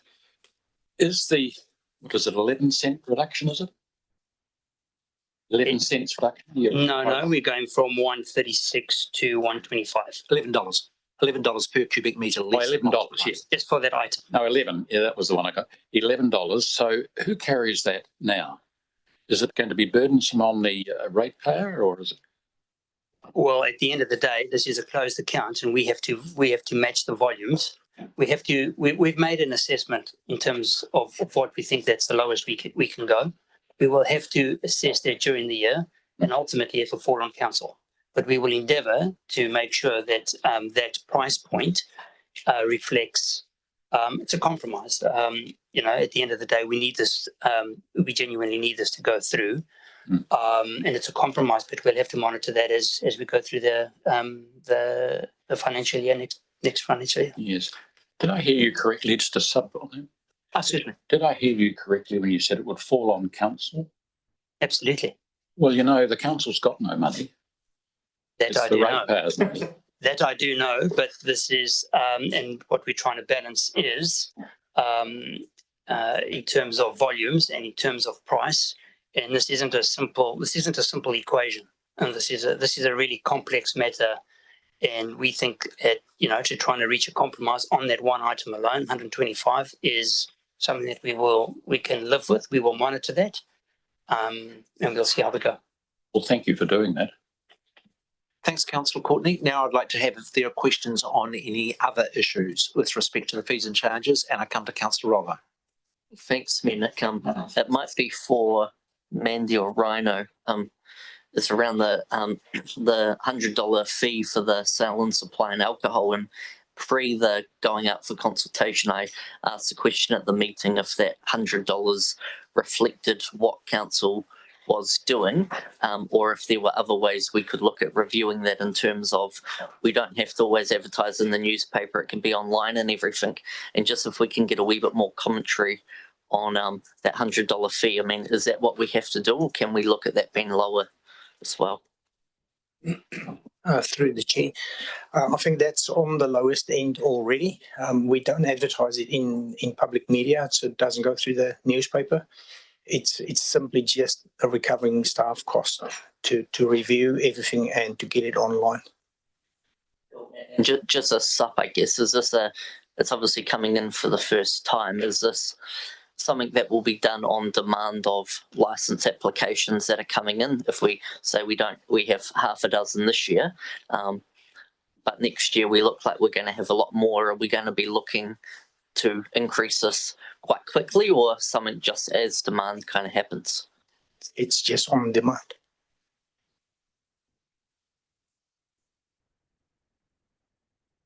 Any further questions of our officers? Again, can I thank them for all the work? And look, I do apologise for the late questions around the issues. And can I just say a big word of thanks for trying to come up with a compromise solution on that. It is sincerely appreciated. I will endeavour in future to stay a bit more engaged as we work these issues through. It's not the way I like to work with staff. On that note, I'm going to move from the chair the resolution you had before, which is to adopt the final schedule of fees with one change to that rate in respect of the per cubic metre for our transfer charge. Is there a member that's prepared to second that? Thank you, Councillor Rollo. As the mover, look, at a time when our public is under a lot of pressure, it's proper that we scrutinise these fees. Equally, we need to be being mindful that if we're not charging fees for these services, then ultimately we have to fund them through rates. I am concerned and will be scrutinising on an ongoing basis the very large increases in the costs of waste. The submissions that we received during the process indicated that those figures have gone up by 250% over the last 5 years. And I appreciate that the staff have come to a compromise where there was a 27% increase in the per cubic metre rate back to a 17%. The part that concerns me is actually one of the very reasons I'm concerned about the structure which we operate the landfill. In many of our joint activities with Nelson Tasman, we do not have the normal process of scrutinising how the trade-offs are between when we spend additional money. That is, through the landfill business unit, we are proposing next year to spend an additional $900,000 per year, a 30% increase, and we're not, because of the quite convoluted process of the landfill being run jointly, able to consider that alongside all the other priorities and expenditure pressures. I may sound like a crack record, but that is one of the reasons why I think, one, we would do things better and more effectively if we were a single council, but equally about how I do want the chief executive and the team to look at some of these joint structures that, in my view, means that there is areas of expenditure within those that don't face the same level of scrutiny as they do through our overall annual plan. So that's just some of the bigger issues I have in the area of waste, and these comments are simply to guide that I have an ongoing concern about just how much these fees have gone up in recent times when people are under pressure. It's not questioning the good work of our staff. I think it's a fantastic thing that the same group of staff have been able to secure a very good deal with the hospital, with the landfill gas. That increases the income into that account by about $1 million a year. But I still think we have more work to do collectively in trying to keep these costs better constrained. Councillor Hodgson. It's only a point of clarification if I can. The only way a point of clarification is that you have got the opportunity to give up to a 5-minute speech, and as the mover, I can try and address my right of reply. All right, okay, I'll speak. Supportive of what's before us. The only thing that I wanted to communicate was that my understanding is it's not the landfill that sets those that extra $900,000 of expenditure. Is that actually we have a workshop coming up for our solid waste activity where we decide what projects we prioritize within that closed account, what we do, what we don't do, how much that costs, and then that's what we pitch to the landfill, which determines how much they have to then factor into their costs, which then go back to the council. But we do get to decide that when we consider that activity management plan. And we should be thinking when we decide that, not that this is a closed account, it doesn't cost the ratepayer anything, but actually these costs go to the landfill and they have no option but to adopt those. And then it comes through into these fees and charges that we're unhappy about today. Thank you. Thanks, Councillor Hodgson. Any other contributions? And Councillor Stallard, then Councillor Skeggs. Thanks, Mayor Nick. I don't support the amendment. I think there's a process that's gone through with staff involvement and various committee involvements to get to this place. That's not the main point. I do think, though, that when we consider the cost of waste disposal, we need to ask, are we taking responsibility for the appropriate disposal of the waste? And what is the true cost of the waste? And are these costs being accounted for and not externalised? And we are increasingly asking those questions. And if we do, then because we are being more responsible, the costs will go up. And I agree with Councillor Pakipaki, the initial reaction should be, how can we reduce our waste rather than how can we make it cheaper to generate waste? That would hopefully be the initial reaction, acknowledging that ultimately you get to a point where we simply do have waste and we can't reduce it anymore.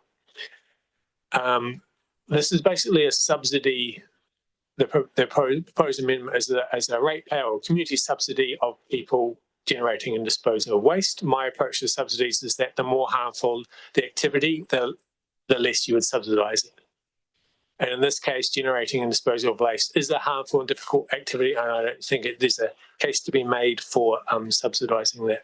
The cost should sit with the people generating the waste, they should take that responsibility, it gives them all the incentive to reduce the amount of waste that they generate. Finally, a lot of talk about cost of living. It's real, and a lot of people are hurting, and at some stage we will reach the day, and it could be today, when it's not a blip or a crisis, it's just the permanent state of things. As we reach the limits of cheap and abundant energy, resources, environmental degradation and pollution, when we get there, instead of living as we have, building systems based on cheap and abundant energy and externalizing costs to the environment, when we reach those limits, these kind of increasing costs will just be a feature of the state of the planet we're on and our social and economic activity, and it will be pointless to try and make it cheaper because it just won't reflect the underlying reality of the energy and resources on the planet. Thank you. Thank you, Councillor Stallard. Councillor Courtney. Thank you, Mayor. I will reluctantly support this because I know, and Councillor Stallard highlighted it too, that the officers have done a lot of calculations, painful for them, because they also are part of the community. Perhaps the $11 is not as large as it could have been, or might not even satisfy you, Mayor Nick. But there is a bright light on the horizon, because we've just about signed a contract for the next, how many years is it? 10 years with the hospital. And that's locked them in for 10 years. We are looking at buying engines, 3 of them, to produce electricity, put it into the grid. This is all revenue coming in, and there are a number, and I won't say 1 or 2, there are a number of businesses that are very interested in using the landfill gas. So I hope and pray that there'll be a day when there's a lot of revenue coming in, and that will help the community, ratepayers, those users of the waste minimisation, the landfill, and the what do they call it? The landfill. Yeah. Point of order. I think our council officers may have concern that some of the items you may be covered were in confidential business, and so I'm reading between the lines. And so I just asked the member to be careful. I am excited about it, but I will contain myself. Thank God. Thanks, Councillor Courtney. The floor is Councillor Skeets. Yeah, thank you, through the chair. Yeah, look, when we've got a closed account and we have a committee that's looking after our landfill and we've got a very competent staff, I find it really hard to sit here and pull out an arbitrary number when they've gone and done their calculations. I think we've got to have trust in the team, and we've got to have faith that they know what they're doing, and I do have faith that they know they're doing. From a governance role, if this was a closed account in a normal company, as governors, we wouldn't be able to proceed with the year because we would be running our business insolvently. So that money's got to come somewhere. So either it's going to come from charging the people who are using the service, or it's going to have to be ultimately, so that we aren't insolvent, covered and subsidised by all ratepayers. Now, to me, that disincentivises the ratepayers that are doing the right thing by the environment, that are recycling, and I don't think that's fair. So I am much more, I'm along the lines of when we have especially a closed business unit, that if it costs what it costs is what it costs, and users should be paying. And that's, thank you. Just as a matter of process, I would like council to show me a little flexibility and let me explain why. I think my motion should be treated as an amendment, because I think there are people that have spoken who are supportive of the overall fees and charges recommendation from staff, but not my amendment. So what I would like to be able to do is to put the amendment and then treat it separately, because then there are members that have expressed views opposed to the amendment, but I don't think they're necessarily opposed to the overall motion. I think that would be a fairer way, having considered the debate, to handle it. Is there any objection to me proceeding on that basis? That being the case, if there are no further contributions, and just so for the record, the motion that was moved by myself and by Councillor Courtney was the amendment, the words in red, and that is what is being debated. Just to clarify, I think it was myself, not MC. Oh, I'm sorry. I'm sorry. That makes a big difference. That's what happens, Councillor Rolo, when you have to work with old people like me. So the mover was myself, the seconder was Councillor Rolo, and that is for the amendment of the red words.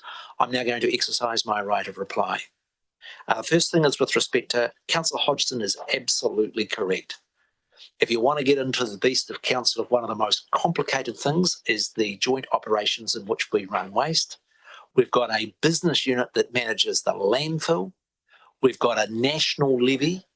We've got a local levy. We've then got the recycling activities and how they all work together. And the point that Councillor Hodgson makes is absolutely right in that regard. But from the public's point of view, they're solely concerned with, well, how much do I pay? And my view remains that the extent to which these charges have increased is unsustainable. And the only way in which we will get inflation down and the costs that we impose as council on people down is if we don't just keep saying yes to increases. I have a nuanced view on where Councillor Skeggs is. And the reason for that is that there are decisions and choices that are being made about how much recycling to do, about how much of the campaigns to minimise people's waste is, there is a large amount of discretionary spend and choices being made. And there are exactly the same in the climate change issue. There are people that want to spend a whole lot and impose that cost for good reason. And in my view, it is the job of elected representatives to make the trade-offs between how much recycling we do and how much we are prepared to pay. And a big reason for these costs going up a large amount is that those decisions are being made. My concern is I want those decisions being made transparently and openly. And my concern is that our council signs off on a waste strategy with no financial numbers, and then 12 months down the track, we get the flow-on impact of that substantially increasing the cost for consumers. The best decisions will be made by this council when we have, here's the choices of what you can do, this is how much it's going to cost, and then in that position, I think we will make more balanced decisions in the trade-off around such things as recycling and costs. On that note, I shall put the amendment. Those that are in favour, and I'm going to ask, I know there are a few people that have a different view, and that's perfectly proper. I'm going to ask from the chair that there be a division on the amendment. Yes, Paula? Let's go the same way. Okay. Go on, you can ask me last. Councillor Anderson, No. Councillor Austin's an apology. Councillor Brand, No. Councillor Courtney, No. Councillor Hodgson. Aye. Councillor Kirby. No. Councillor Pakipaki, No. Councillor Rollo, Aye. Councillor Skaggs, No. Councillor Skinner is an apology, Councillor Stallard, No. and Deputy Mayor Rainey.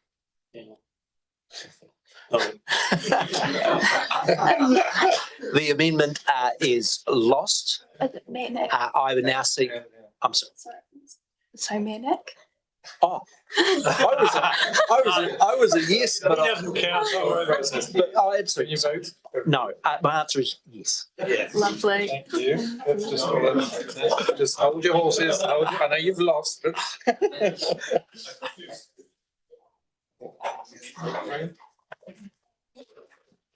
The noes have it 8-3.